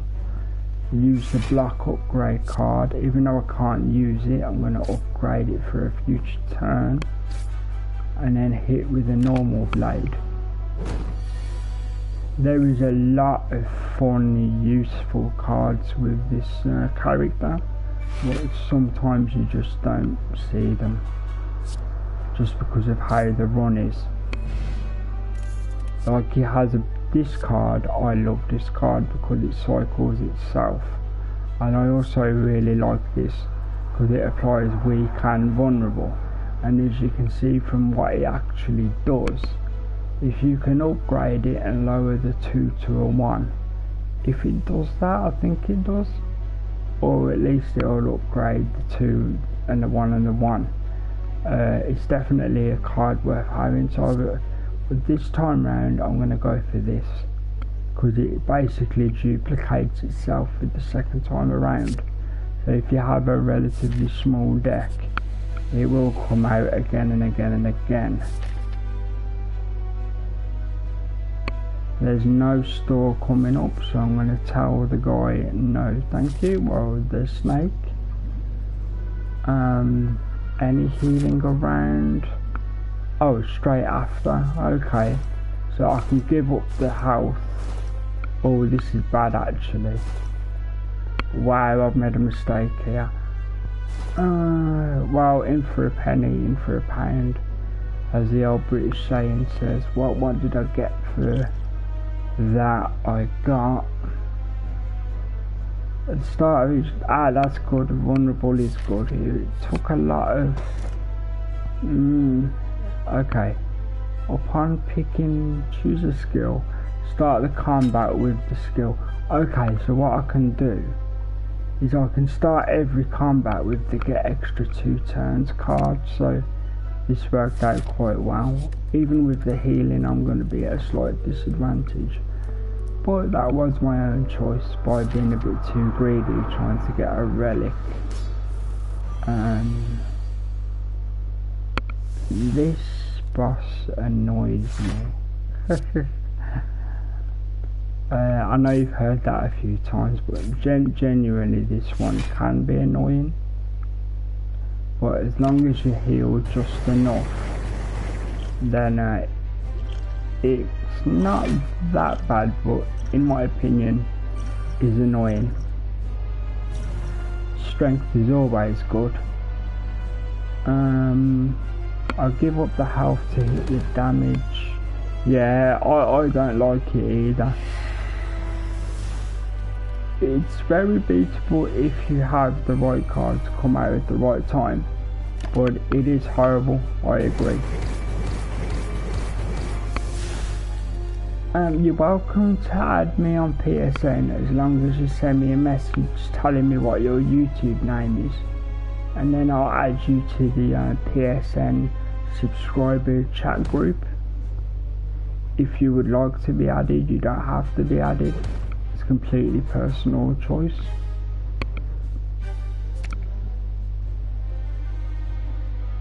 So obviously I'm going to double block here because of, only 4 damage. I must have made him weak. Only for this one turn, so I need to find a way of making him weak again. Obviously use the 0 and then use the magic cup. I won't be doing that too often. Upgrade again, because you can only do it in a single battle. You can't oh yeah, no problem dude, you do it whenever you're comfortable to do it. It's just I offer it to all the regular viewers. That's why I put the PSN at the bottom of the screen. But like I say, I only add people to the chat group if they are subscribers, because that way you get people that actually do watch the channel and they're not gonna troll and stuff, and that they all know everyone's cool. Because you know, almost everyone is cool, but in every community you always get trolls, because that's just human nature.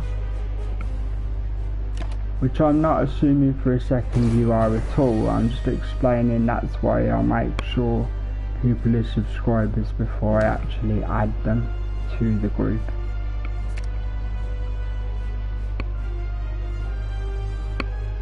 Again, double block because he'll come up with the fire damage any second. As long as I can get strength cards drop, I might have a... If I can keep making it vulnerable, in actual fact. If it sounds like I'm rambling, I'm not. These are just thoughts coming directly out of my head. Yeah, I'll risk it. I use another vulnerable, and then I shield again. So it's half attack and half defense. See, 3 of these now thanks to the rotation discard skill. And then I get to block still, and I get to attack again, and the dude's dead. So in one attack round, 53 damage. Like I say, if you get the right cards, you can make the boss genuinely look stupid. This card is also good, but it's way too expensive in my opinion. This card's good, but also too expensive in my opinion. So I'm going to take this one. It does mean losing HP, but you can always get it back to some degree. So, people say don't pick the curse spell. but it's one simple curse and 3 normal relics. But then you've got this that will transform 3 cards, not the best. All enemies, so you get an extra turn, but all the enemies are stronger, so I'm actually going to pick this. Yeah, you get the curse card that you can't use, but you get 3 of these, a random 3 selection, so all 3 of these are mine, and I get the benefits of all 3.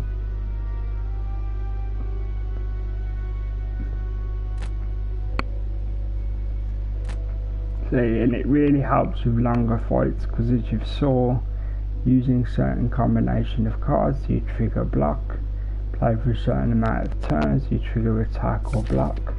So yes, I have got a curse, but if I get lucky with a random question mark event, I can remove it regardless of it saying you can't remove it.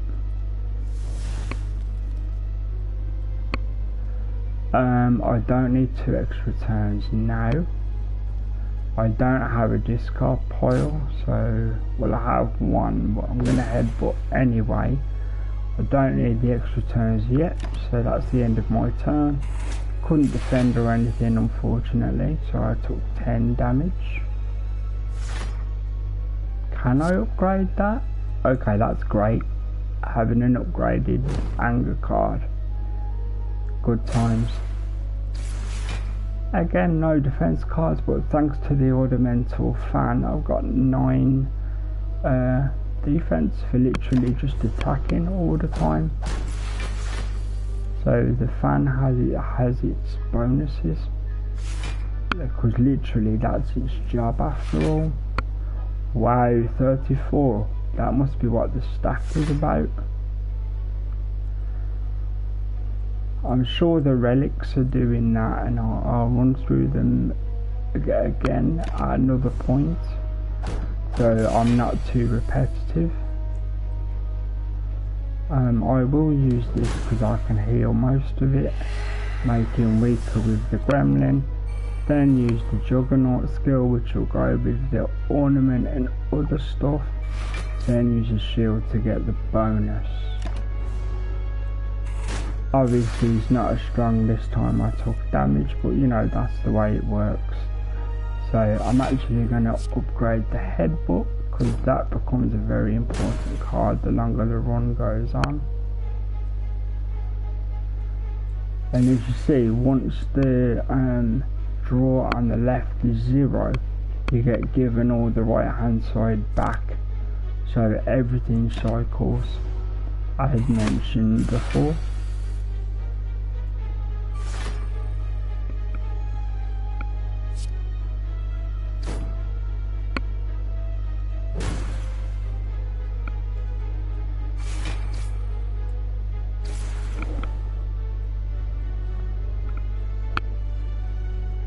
Okay, so it looks like even if I take damage, I'm relatively fine in this battle.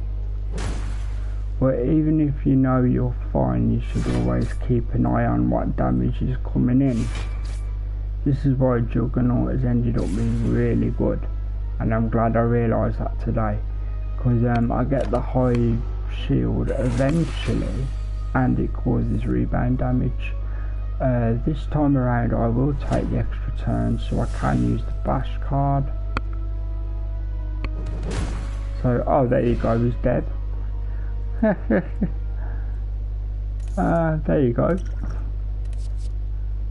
Sometimes it surprises me. This card is good purely because it applies vulnerable to everybody. So it's good in multiple enemy fights.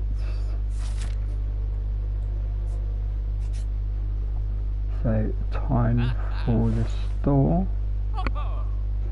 Now this time round I'm gonna, oh, I love this card. This card's great. Literally does what it says. If you can stay alive 3 turns after triggering it, every enemy takes 40 damage. I was just about to say, this time I'm going to behave and actually remove a card. Then as soon as I see the bomb, I'm like, nope, get in the bomb. most people, depending if they've got the space, actually buy potions. So what I'm going to do is actually buy one potion for once and have backup.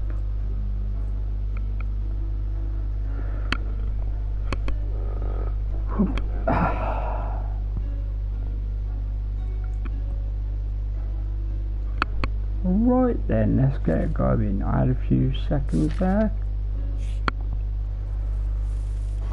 This guy is annoying. Isn't the worst in my opinion, but it's definitely annoying. So I'm definitely taking a few chances. Definitely taking a few. Definitely using the bomb.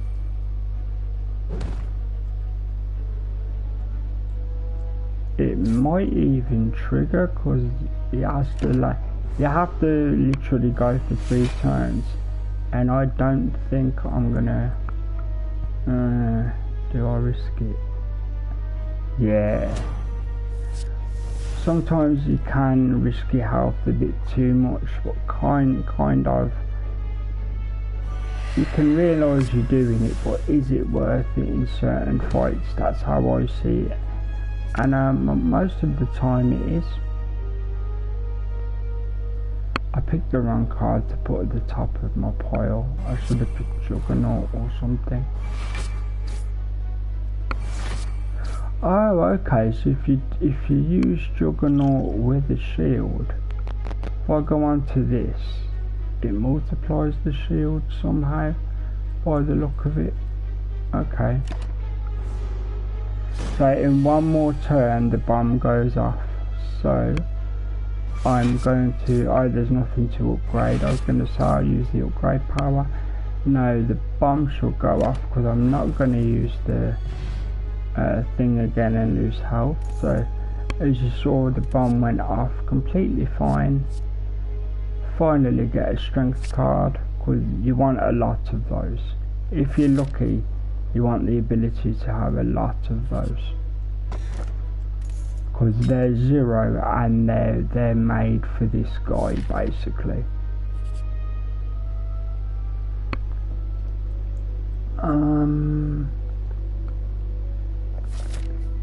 There isn't even a store near, otherwise it would be worth it. Wow, that's a big. I keep forgetting this is Act 2. Nah, no need at all. I'm just going to take the ordinary 100. Definitely healing.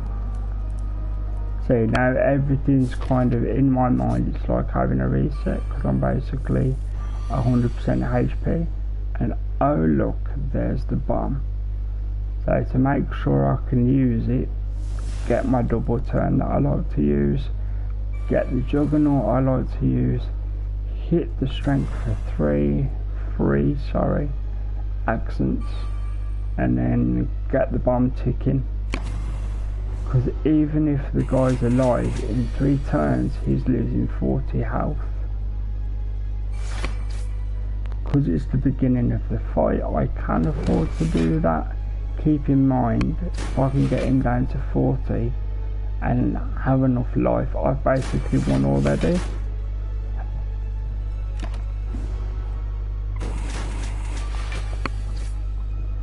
So in some regards, see, I basically won already now, especially by adding weak, thanks to the bomb.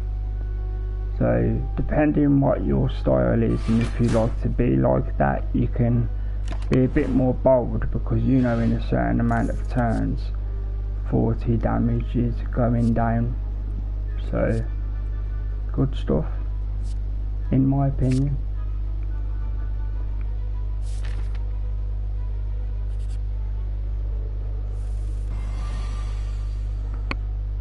And again, thanks to the bottle perk, that will always be my first hand, so I always get extra turns. I'm not going to use that for once, because there's 2 enemies and I'm not at least 3/4 health. I mean, technically I might be 2/3, but obviously my maths isn't perfect all the time. So yep, so for this I'm going to definitely upgrade that because it comes back for the rest of battle. So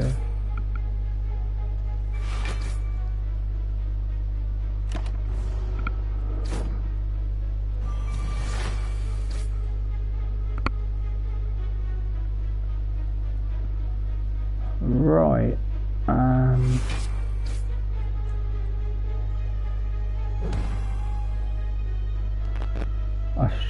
I was gonna say I should have healed a bit more, but oh yeah, I get extra shield every 2 turns. This time I am gonna lose a bit of health by choice. Drop a headbutt. Put a thing. Trigger the bomb because there's 2 of them, so why not? Make sure they're actually. Oh, I can't upgrade, they're already upgraded. See, it's good to keep an eye on what card is already upgraded, otherwise you waste a card like I just did. It's not the end of the world. I mean, hopefully I've done enough to win eventually, but I have gone to wow, bad hand. I might actually get done over from having a bad hand. Yeah, 20 damage, 10 life, 5. Yeah, I'm dead. Oh no, the bomb landed. No, I'm still dead. Got me with 1 turn. Oh dear.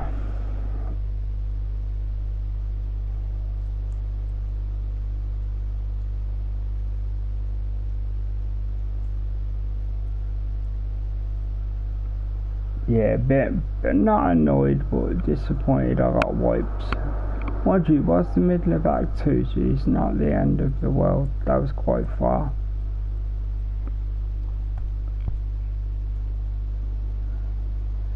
I know, man. I thought the bomb would have saved me, but then I realised he had 1 HP left and I was like, damn. I mean, obviously if there was no healing after, I would have lost anyway, but you always want to win as much as you can. Okay, let's do 1 daily climb just to see it. So it's the daily challenge. I'm sure you've seen it before, where like each day they give you a different character and then different modifiers, as you can see on the screen. I'm going to do 1 of these just for something different to look at. No problem, dude. You have a good rest. You're welcome to check the rest on a video. Just remember where you left with the time there, so you don't watch the beginning unless you want to watch the beginning again. Completely up to you. Have a great sleep, dude. I hope you come back regularly, and consider subscribing if you haven't already. That would help out me and the channel.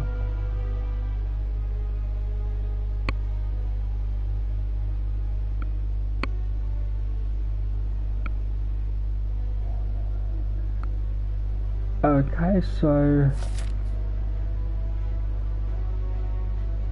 obviously I'm doing the daily challenge. You just saw me set it up, so let's see what happens. I'm gonna go I'm gonna go here.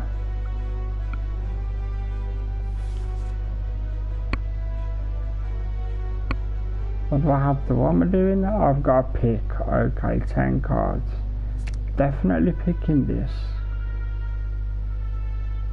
Picking that one. Definitely having shield. Definitely picking lightning.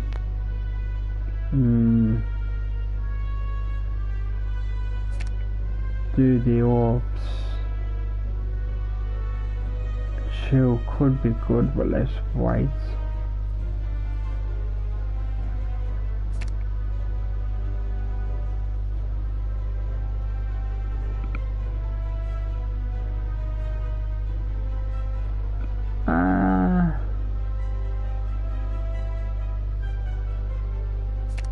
Okay, I'll go with that.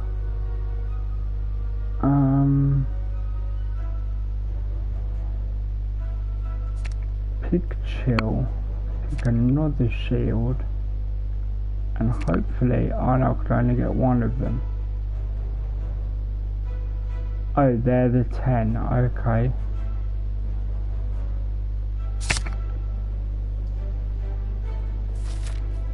Interesting.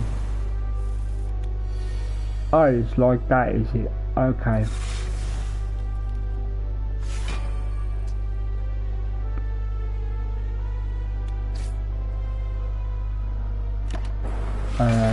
If you haven't seen it, the blue ones are Frost and their defense.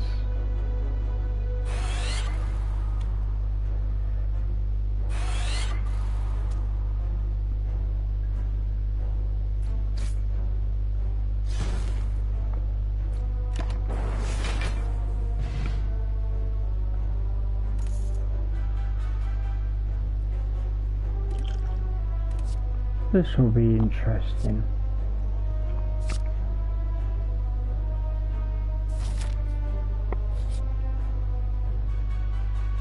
This was the 50-50 I mentioned a long time ago. I'm happy to go for it, and this is the head, which makes you squawk, but I think you do get 1 strength.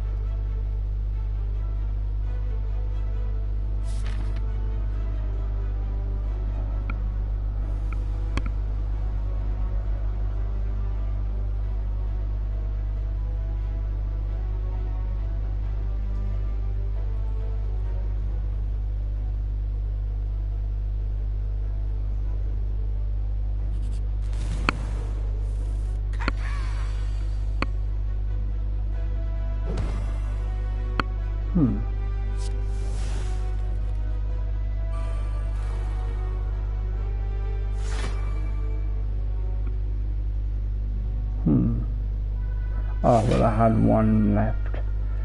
So, as before, randomly guys, this stream will be about 4 hours. Also, I will be attempting a few games off stream to see how the controller holds up. If it goes well, then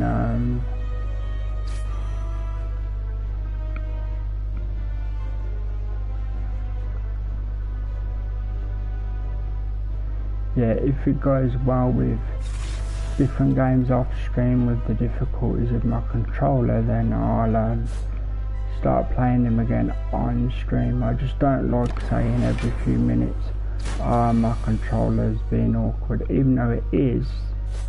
You know, you don't want to hear repetitive things.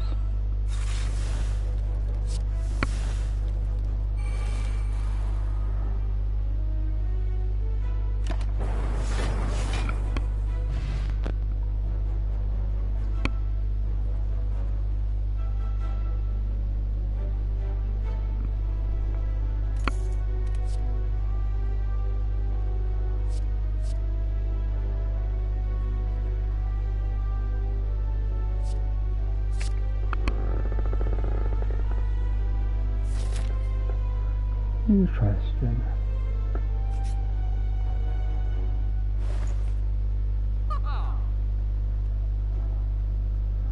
I'm gonna be a bit ridiculous and go even more orb slots and more channel.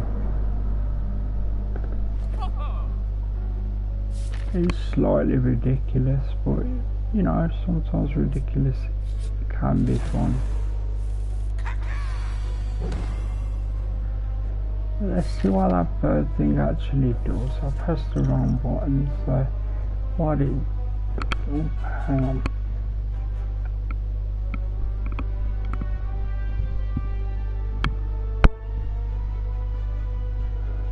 Bear with me a second.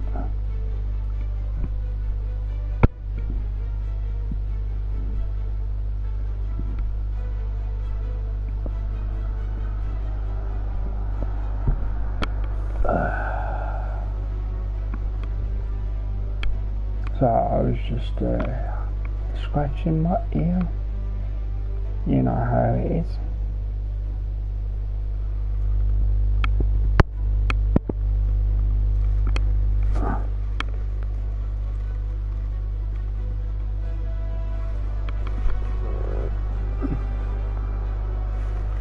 As you see, I like using white noise relatively a lot because you always get a card for 0, so always good.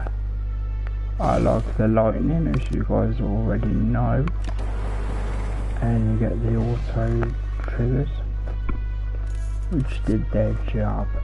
So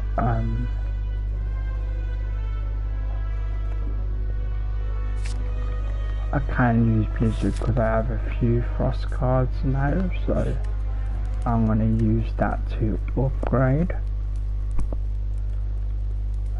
How many have I got? 3.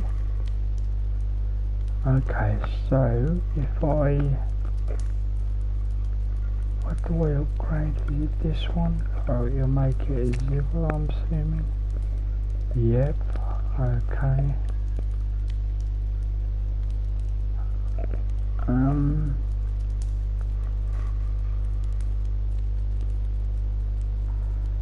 Okay, let's go with... yeah, I'll do that. I have leaned heavy into stacking the orbs, so if it goes wrong I will get wrecked. But,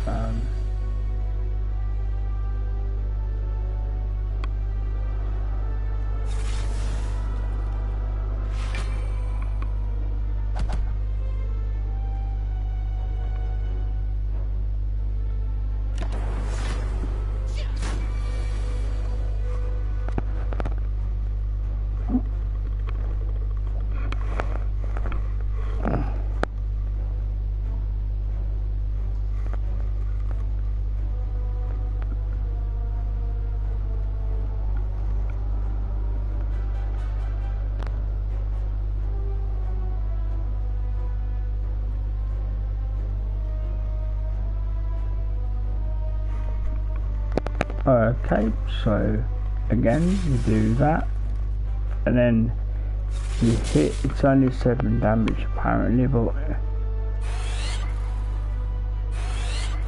stack orbs.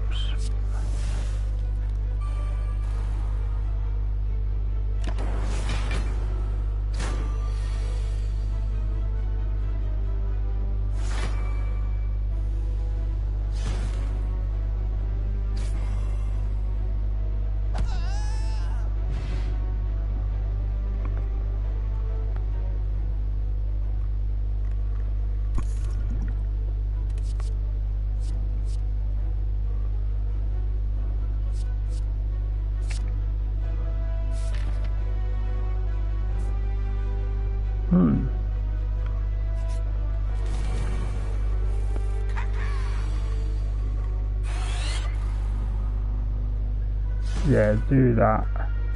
Drop the claw. Drop that.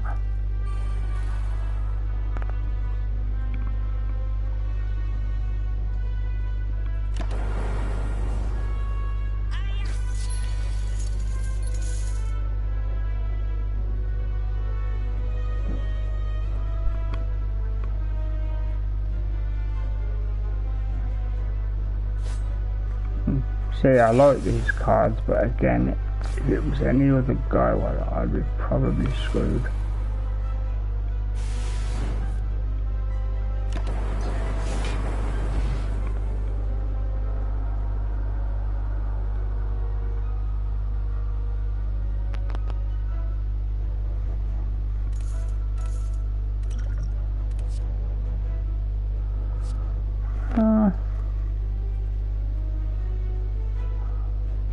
I'm gonna go with this.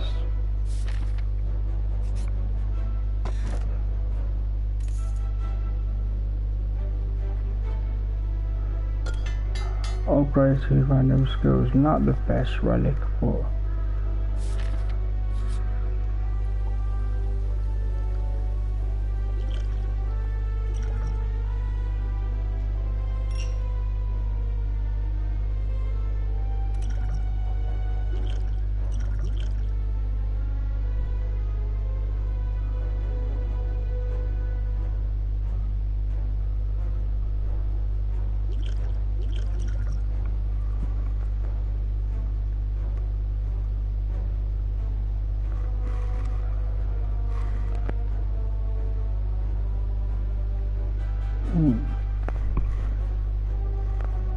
Bear with me a second.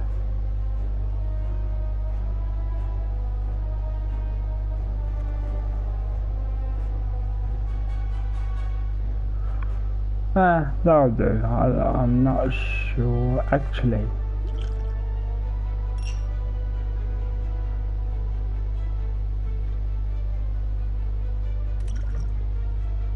I'll go with that.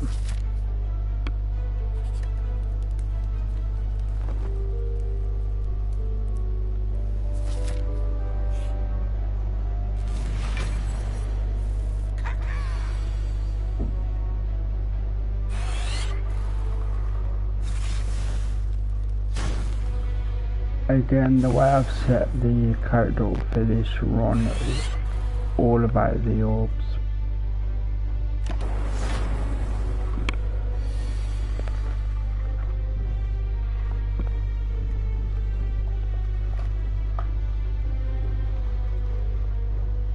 Bear with me a second.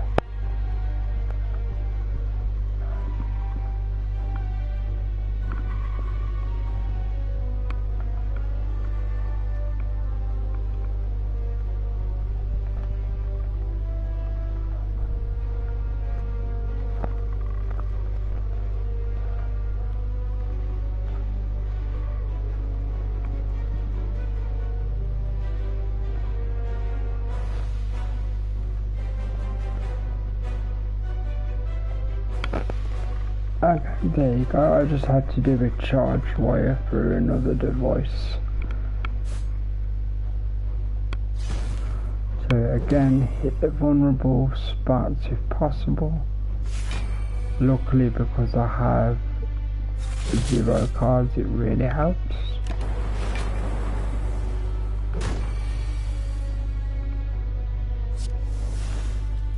Definitely having the extra turns.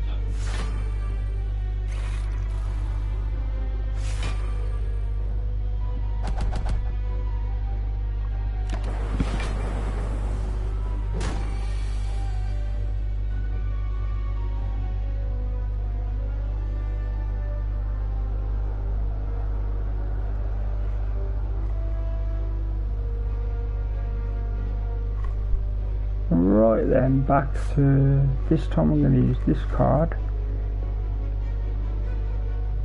Can only use it once and I do have 3 slots left, so it makes sense.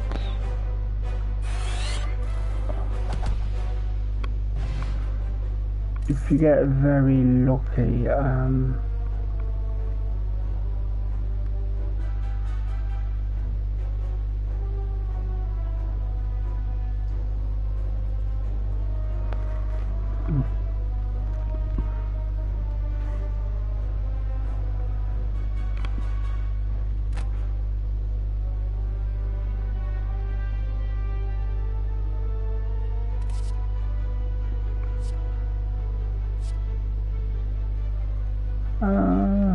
let's take this one.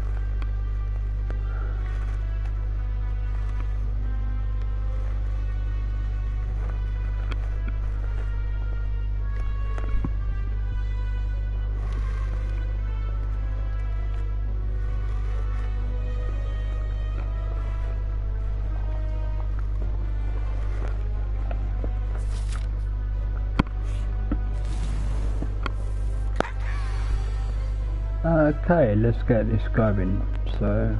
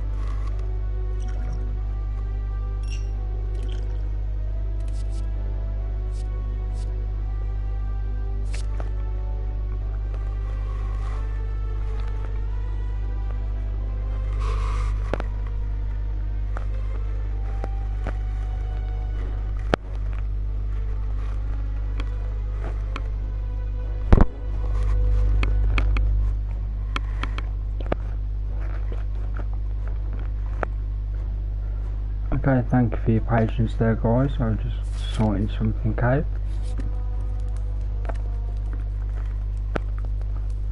I'm gonna upgrade again.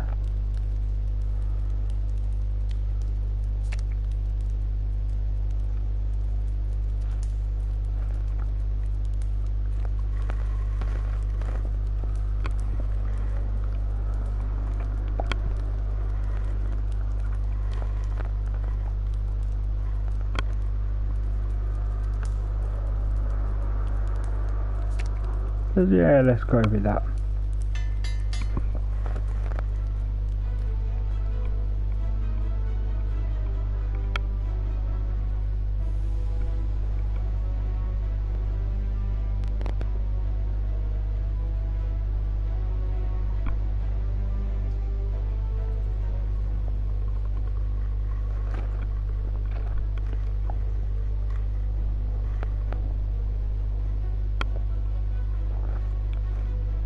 Bear with me a second, boys.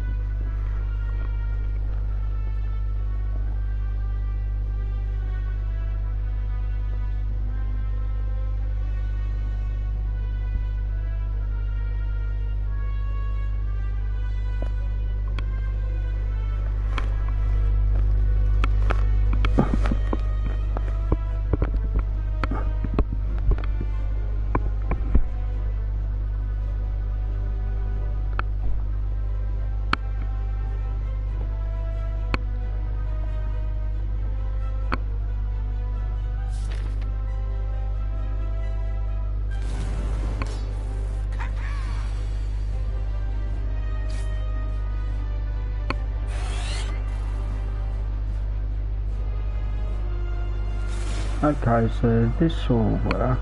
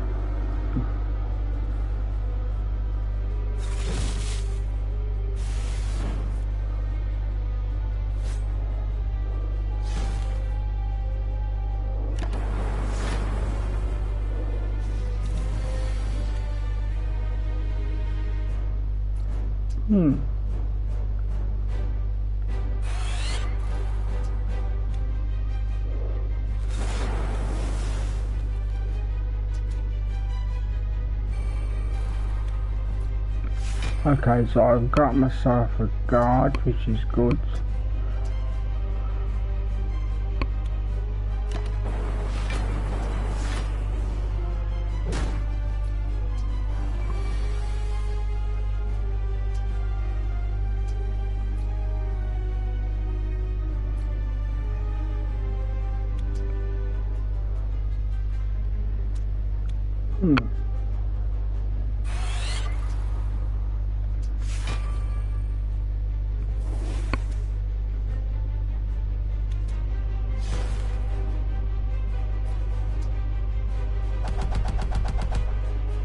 Nice. See, orbs can be great.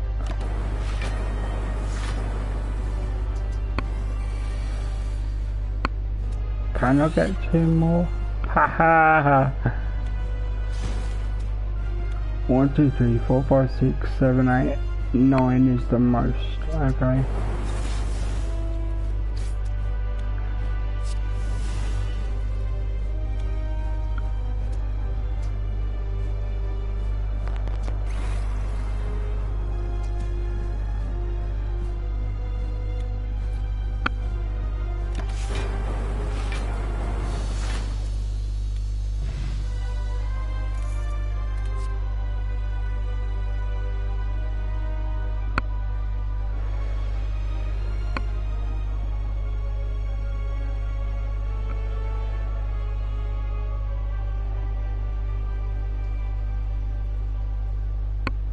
put one card from your draw pile, put it in your hand. It is a 0 though, so.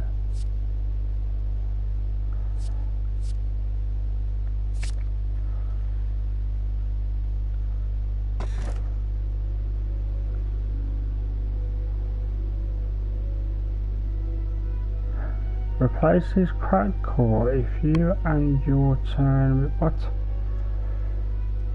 If you end your turn with an empty orb slot, okay, whatever.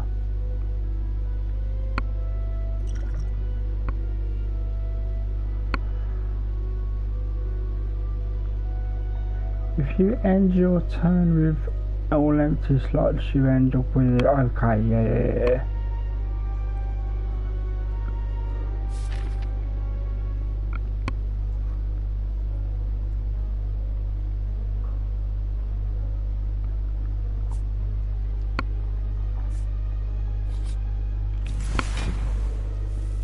Alright, so I'm liking this one because I've got a lot of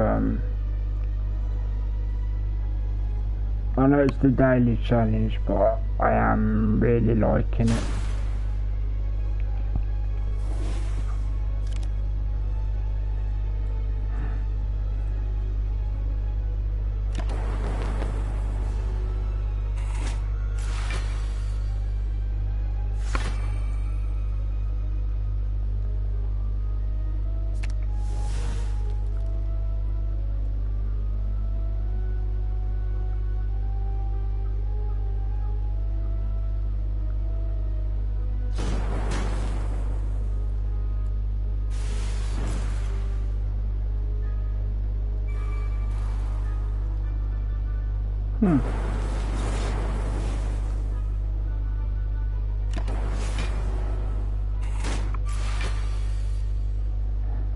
Interesting. I like that. I like how I've mixed.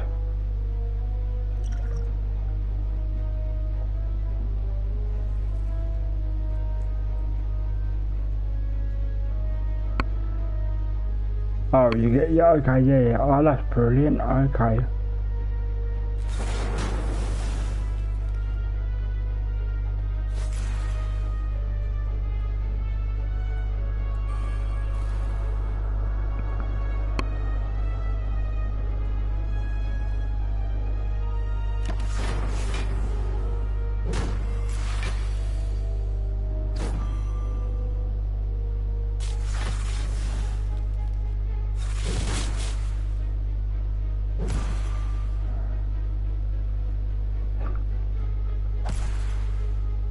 Okay, that went really well, but for whatever reason this mix of cards really works well.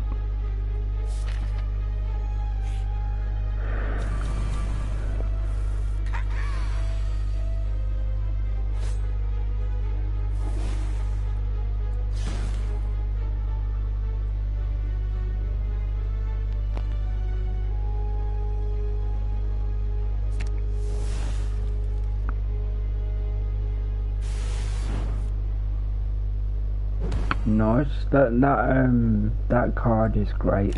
So.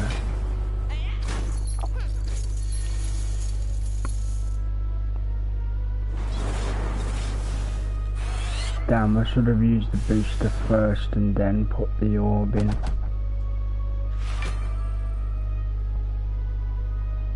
I've got this one, but the my life is quite low.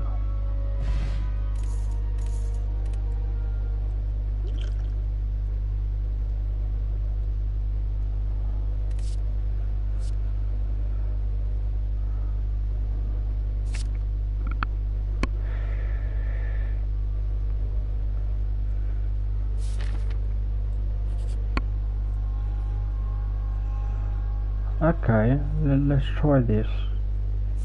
Oh, I didn't have any. Oh god.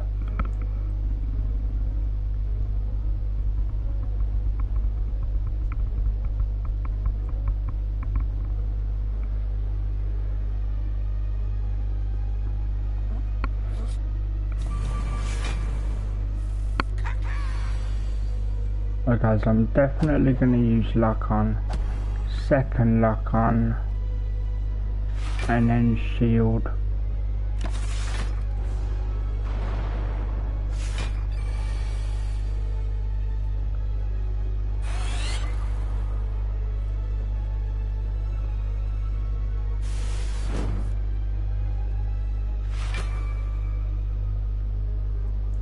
Wow, that's a lot.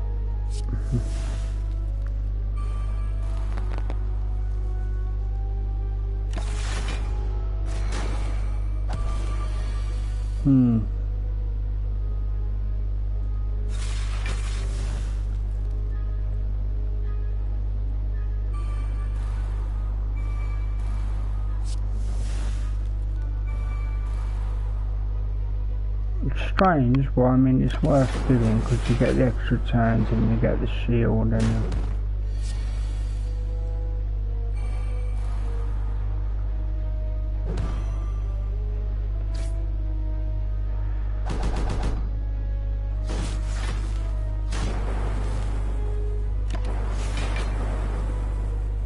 okay, I need to heal a bit, but it wasn't the worst.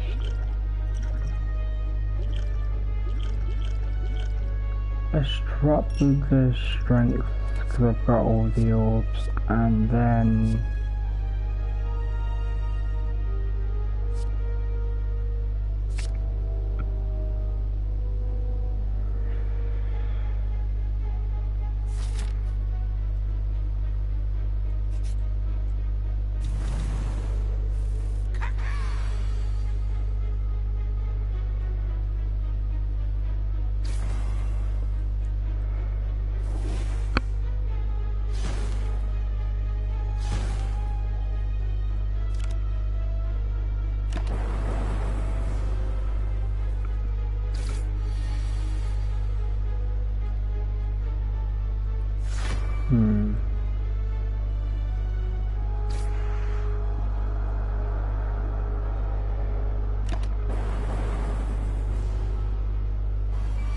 I don't think I'm gonna win this, only because of my life.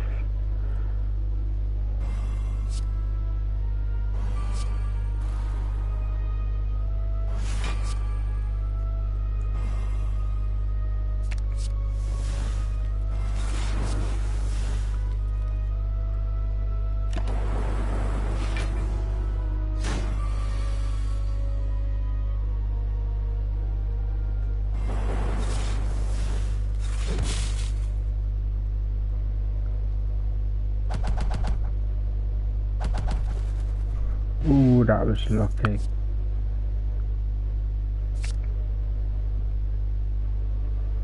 Glad I won. I mean, I get to heal a bit.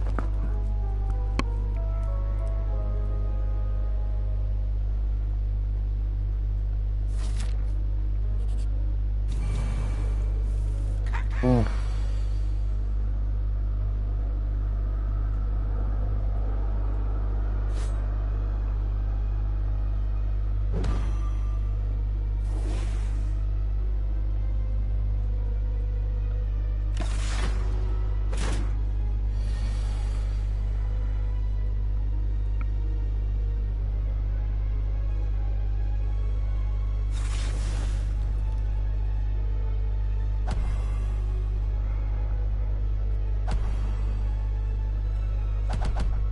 Not great. Not great at all. I'm probably gonna die. Yep.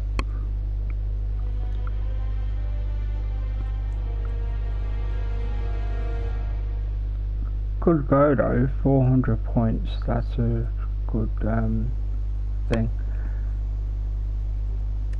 So I'm gonna do one more big run and then it will be slightly less than I was planning, but less people live, you know, because of time zone and whatever the case is. So I'm gonna go, yeah, I'm gonna go one more.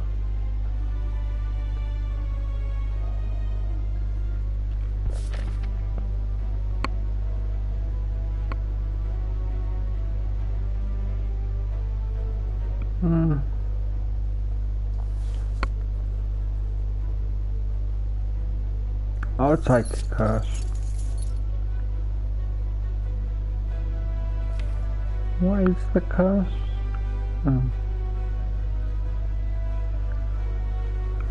Wow.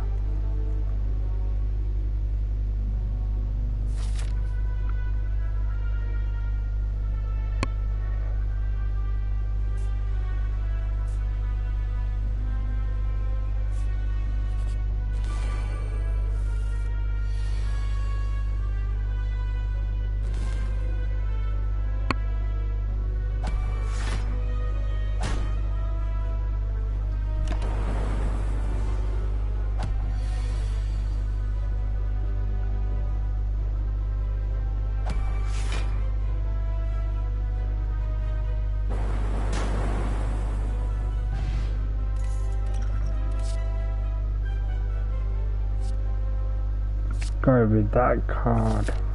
Obviously this isn't going to be as powerful as the last one.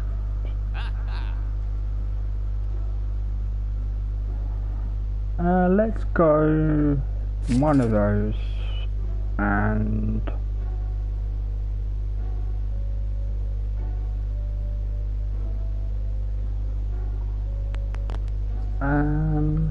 let's go with this one.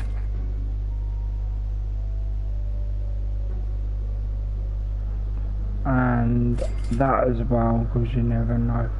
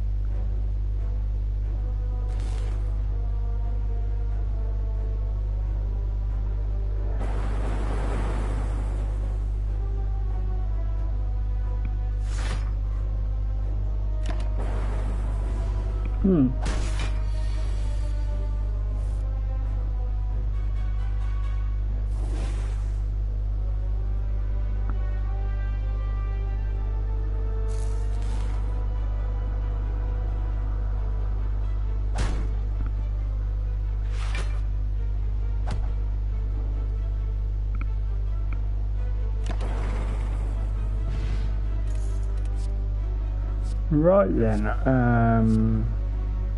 there is slightly less commentary this time. I do apologise, but if you've been here from the earlier of the stream, I have covered what I'm doing and why I do what I pick. Go this way.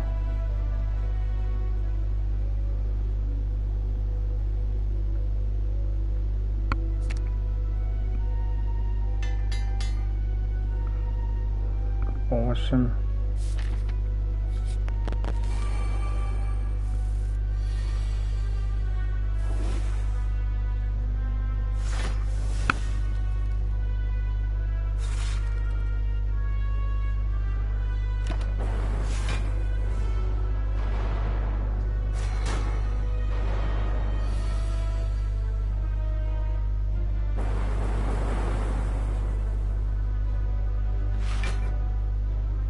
Okay, so again, as I usually do, try and shield up.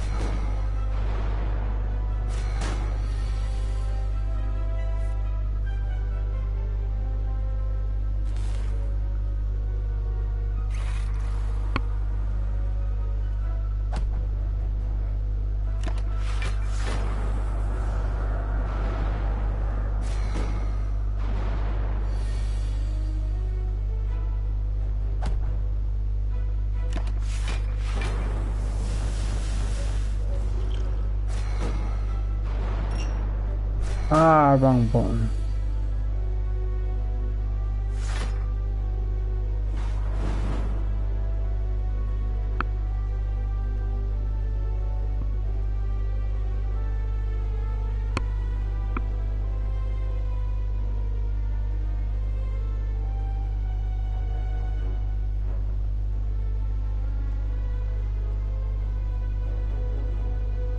Damn. So I was just listening to a comic thing.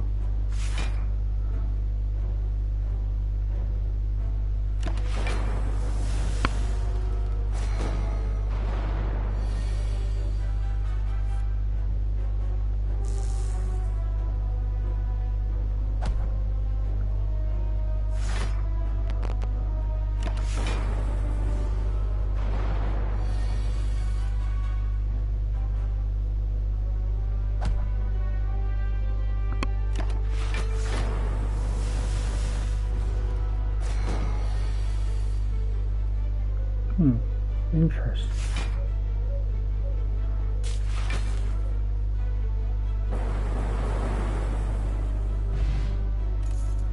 Not overly bad, but obviously getting damaged isn't great.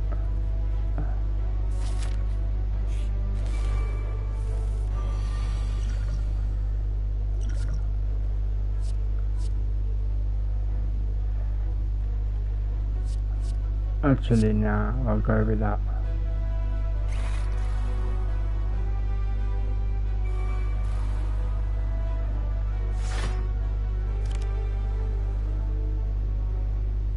Oh, okay.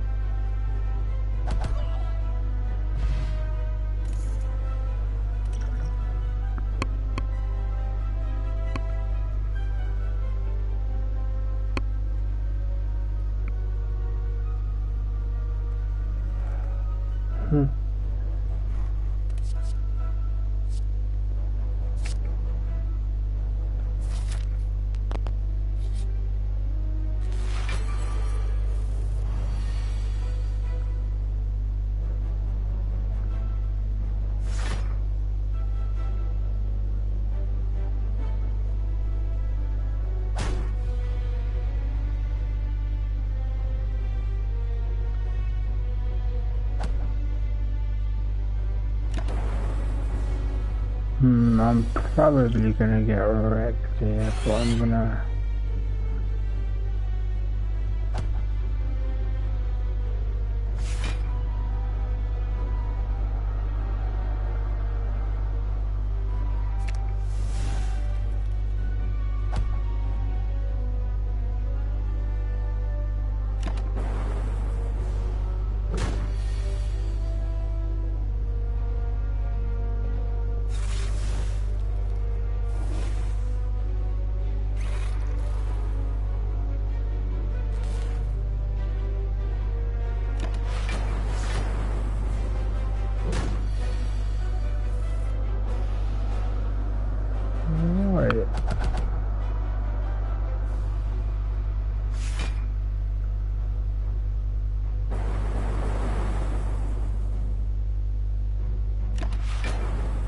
Not the best battle.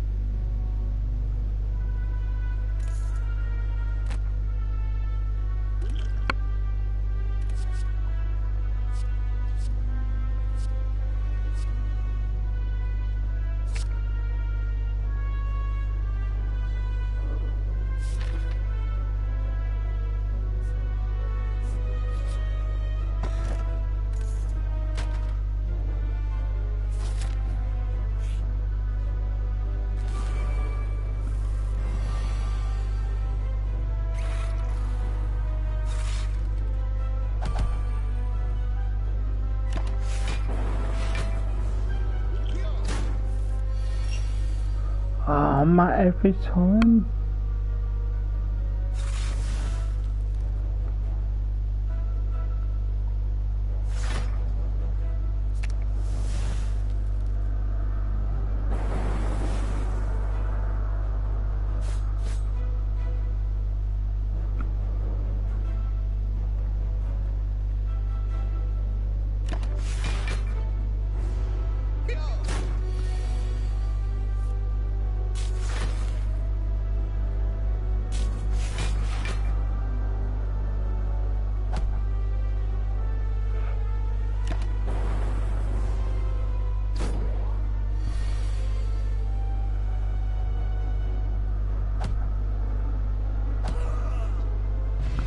Yeah, I won, but it's basically over. I can't heal.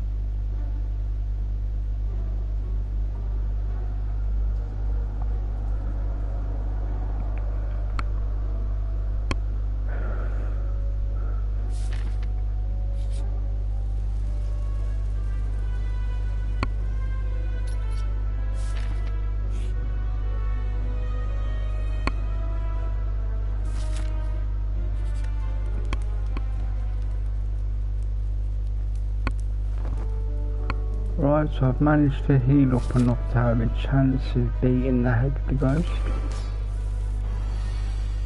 Again, sorry about the moments of quietness, but I've been streaming a lot today, so I forget sometimes.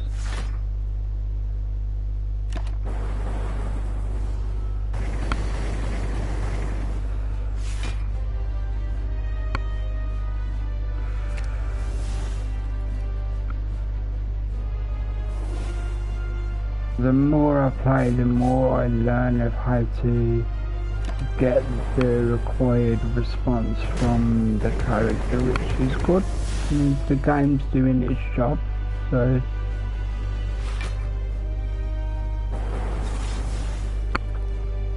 unfortunately with that handcuff curse, I'm only allowed to play 3 cards whenever it turns up. Again, I'm aware I'm using the wrong terminologies and stuff,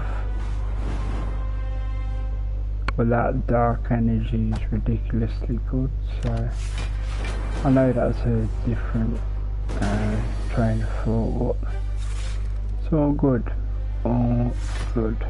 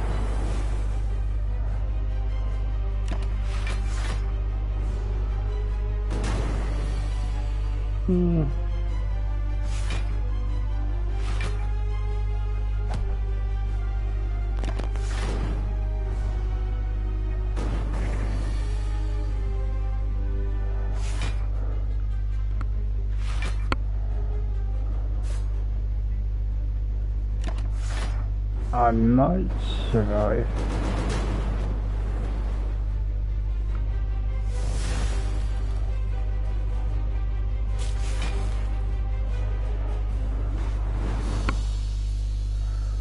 There you go. Thank you to the orbs, I guess.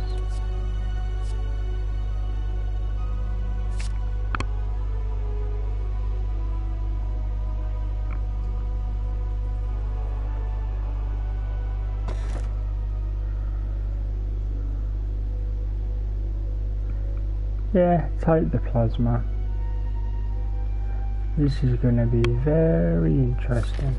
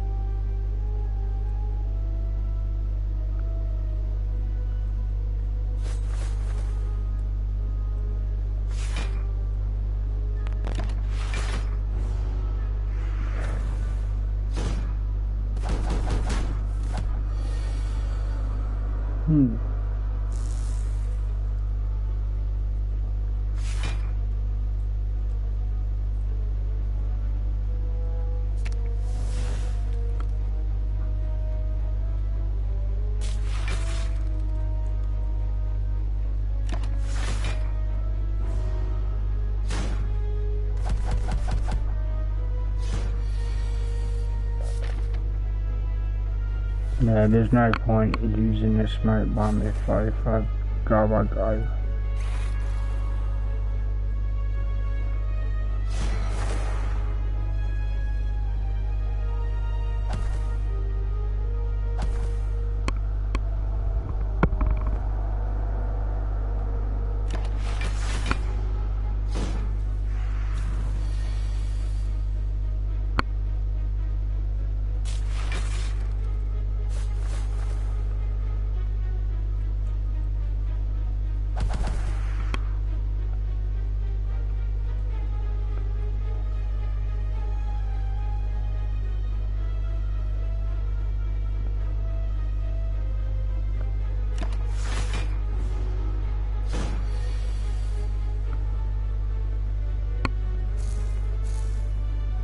Cool, okay.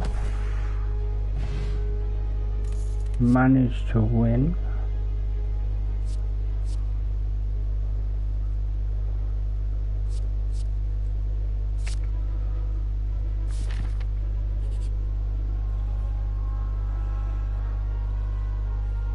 Do I have any strikes or defense? I don't think I do anymore. Oh, I do. Okay.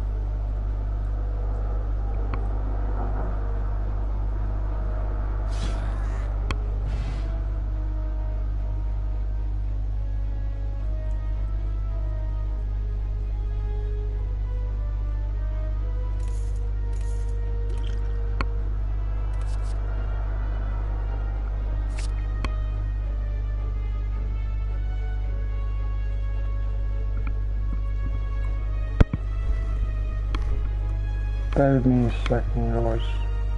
I'm just sorting an earpiece.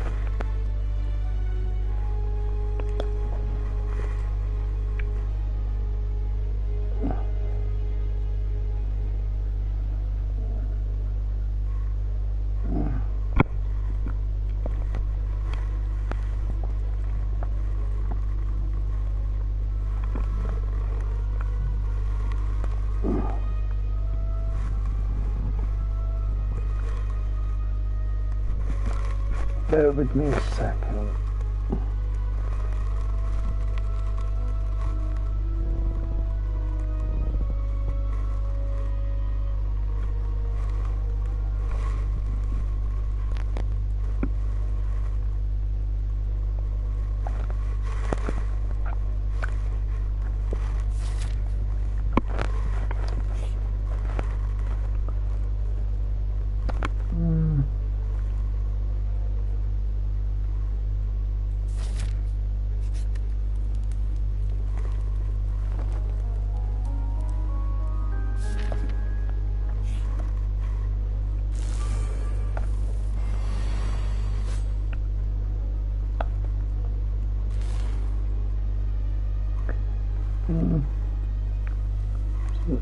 Make them vulnerable. And then drop. And then double.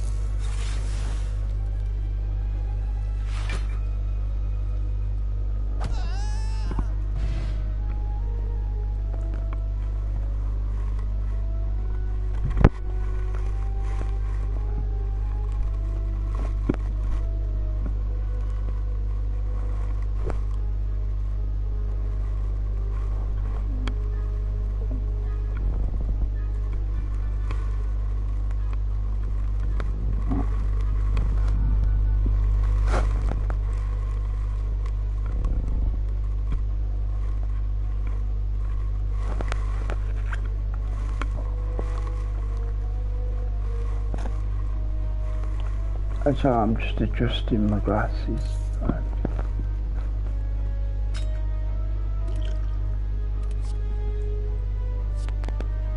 Okay, gotta peek this again.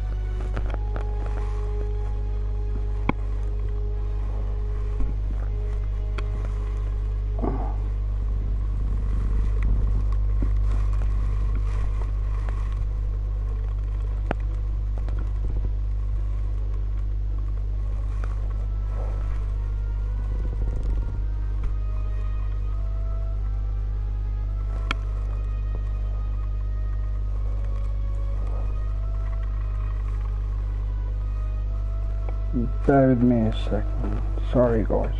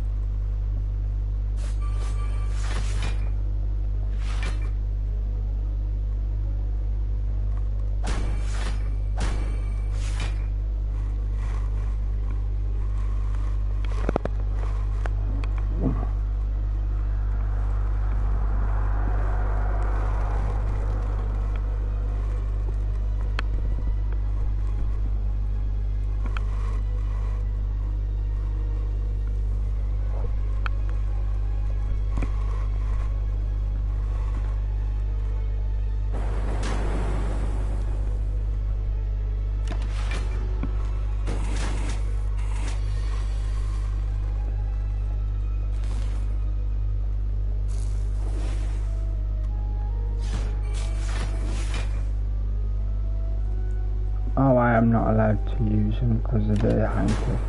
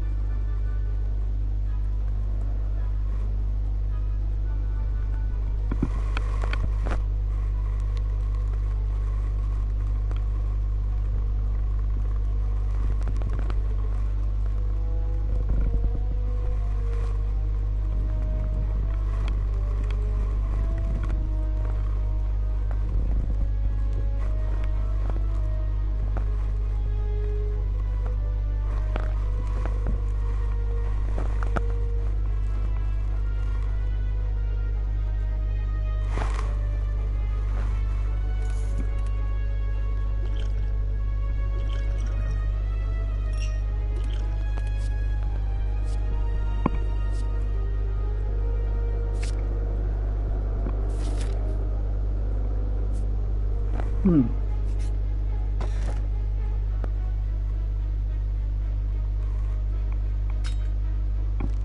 Okay, not bad.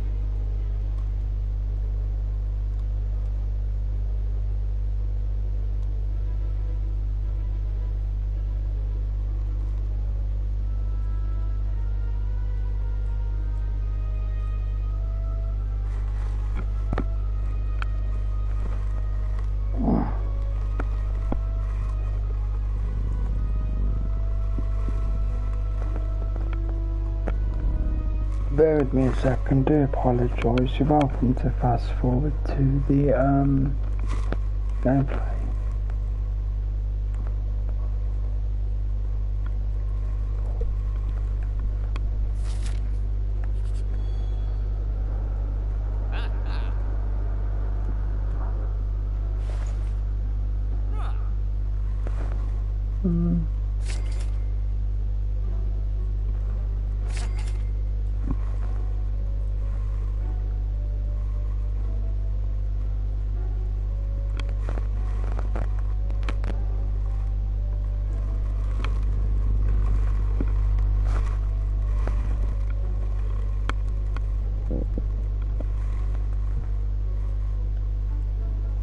Oh, wrong button.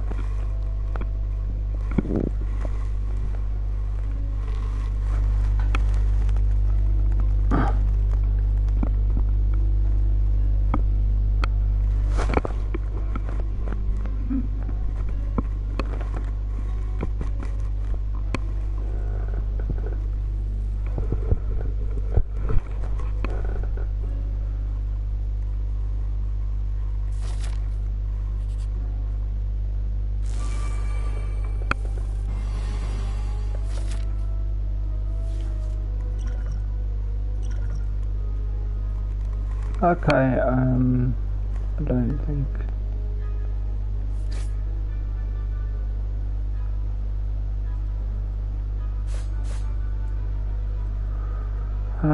Whatever, I'll deal with it.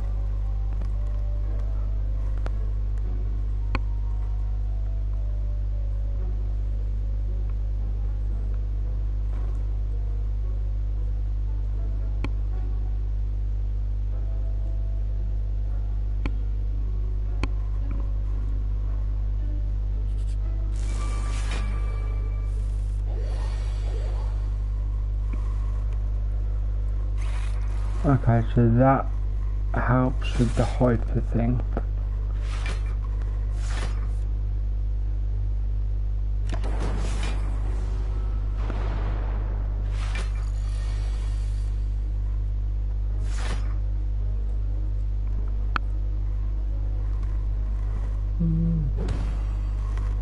Yeah, make them, yeah.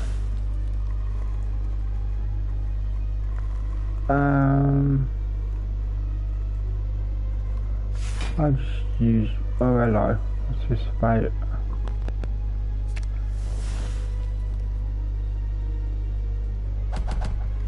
Wasted a card, but it happens.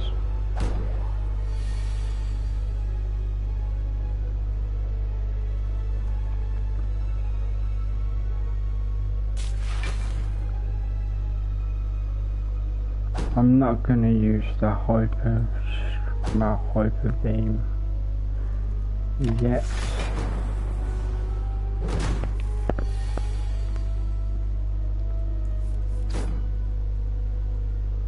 If I nail extra turns, I will, but oh yeah, I've got the thing, damn it.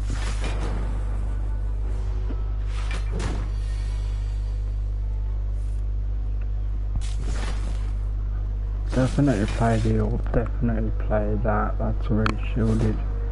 Play that fine, and then play the attack. Oh, hang on.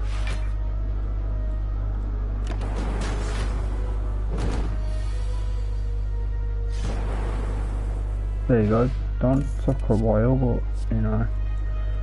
And definitely this one, because eventually going to be big enemy that has a big lot of defense, and I won't have a lot to do with it. Yeah, I should have smithed, I guess, but those 6 can make a big difference. This guy.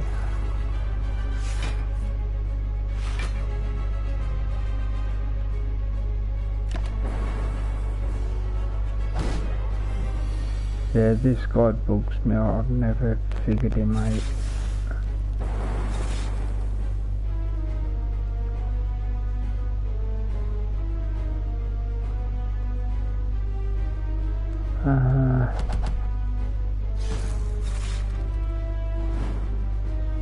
I mean, that's reasonable. That's like 50 damage.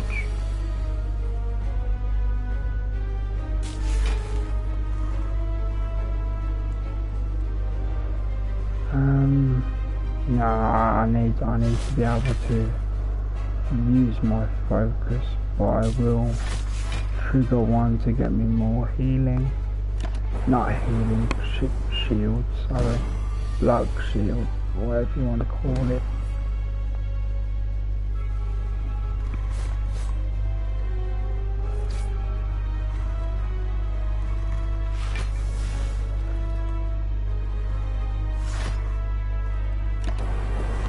Not great, this is going to be a big hit. I've improved from past attempts on this guy, but he's already made my character weak, so not great.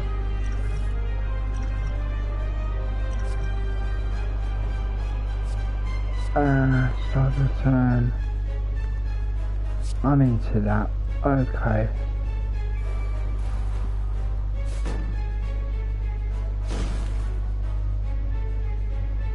Oh, I can't use any more. Okay, no defense then. Oh, the bar kicked in.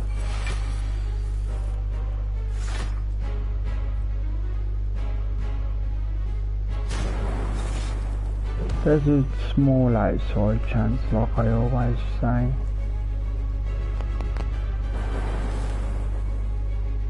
If I keep things rotating to a small degree, I can wear him down, I mean.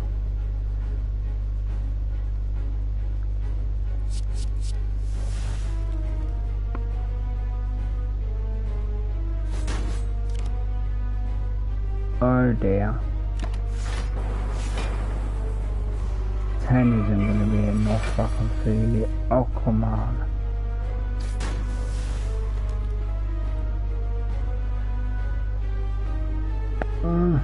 Don't want to do that. Luck it is then.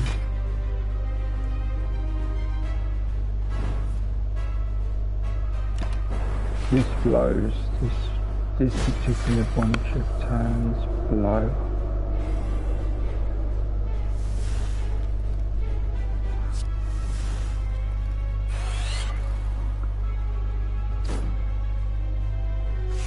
Okay, not terrible, but not great. I'm not.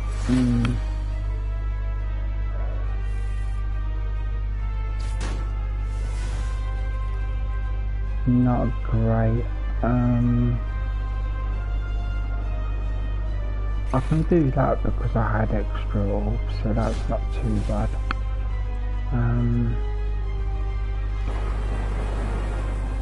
Lost one lightning, but worth it.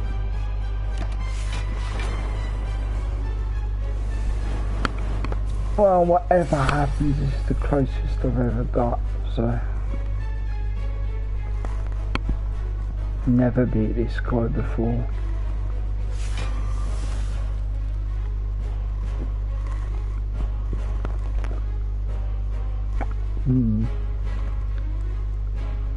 Okay, now's the time.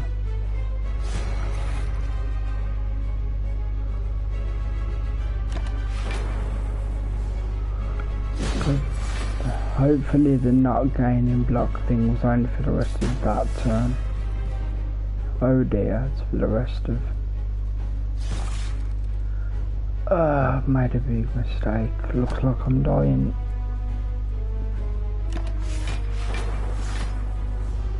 I mean, I ended up with some block, but only by fluke, to be honest. Let's see. What has that thing just done? Oh, okay, it's just a card draw.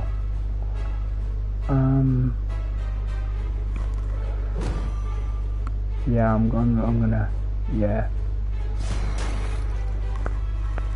So close, man, so close.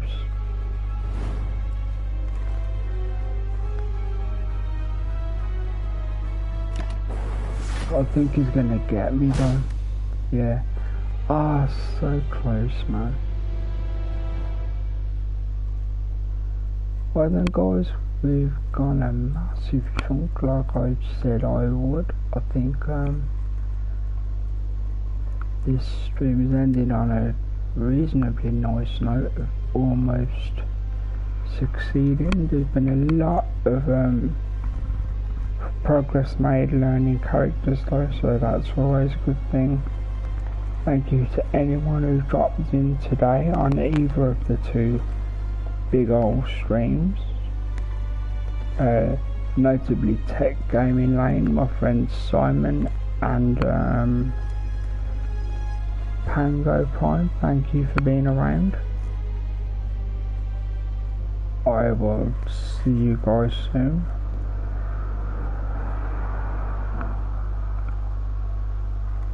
So, I've been KHG, and I'll see you soon.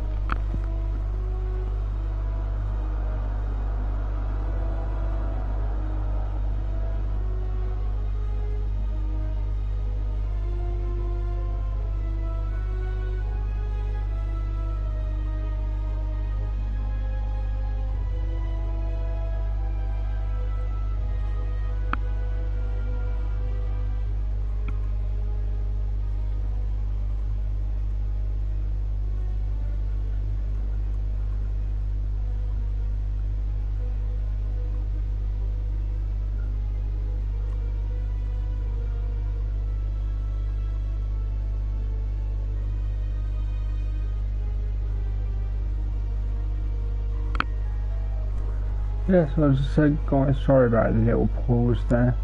I've been KHG, this has been Super stream Sunday, or Super Sunday stream, Slade Spire, alliteration A+. And it's been a pleasure. See you guys soon.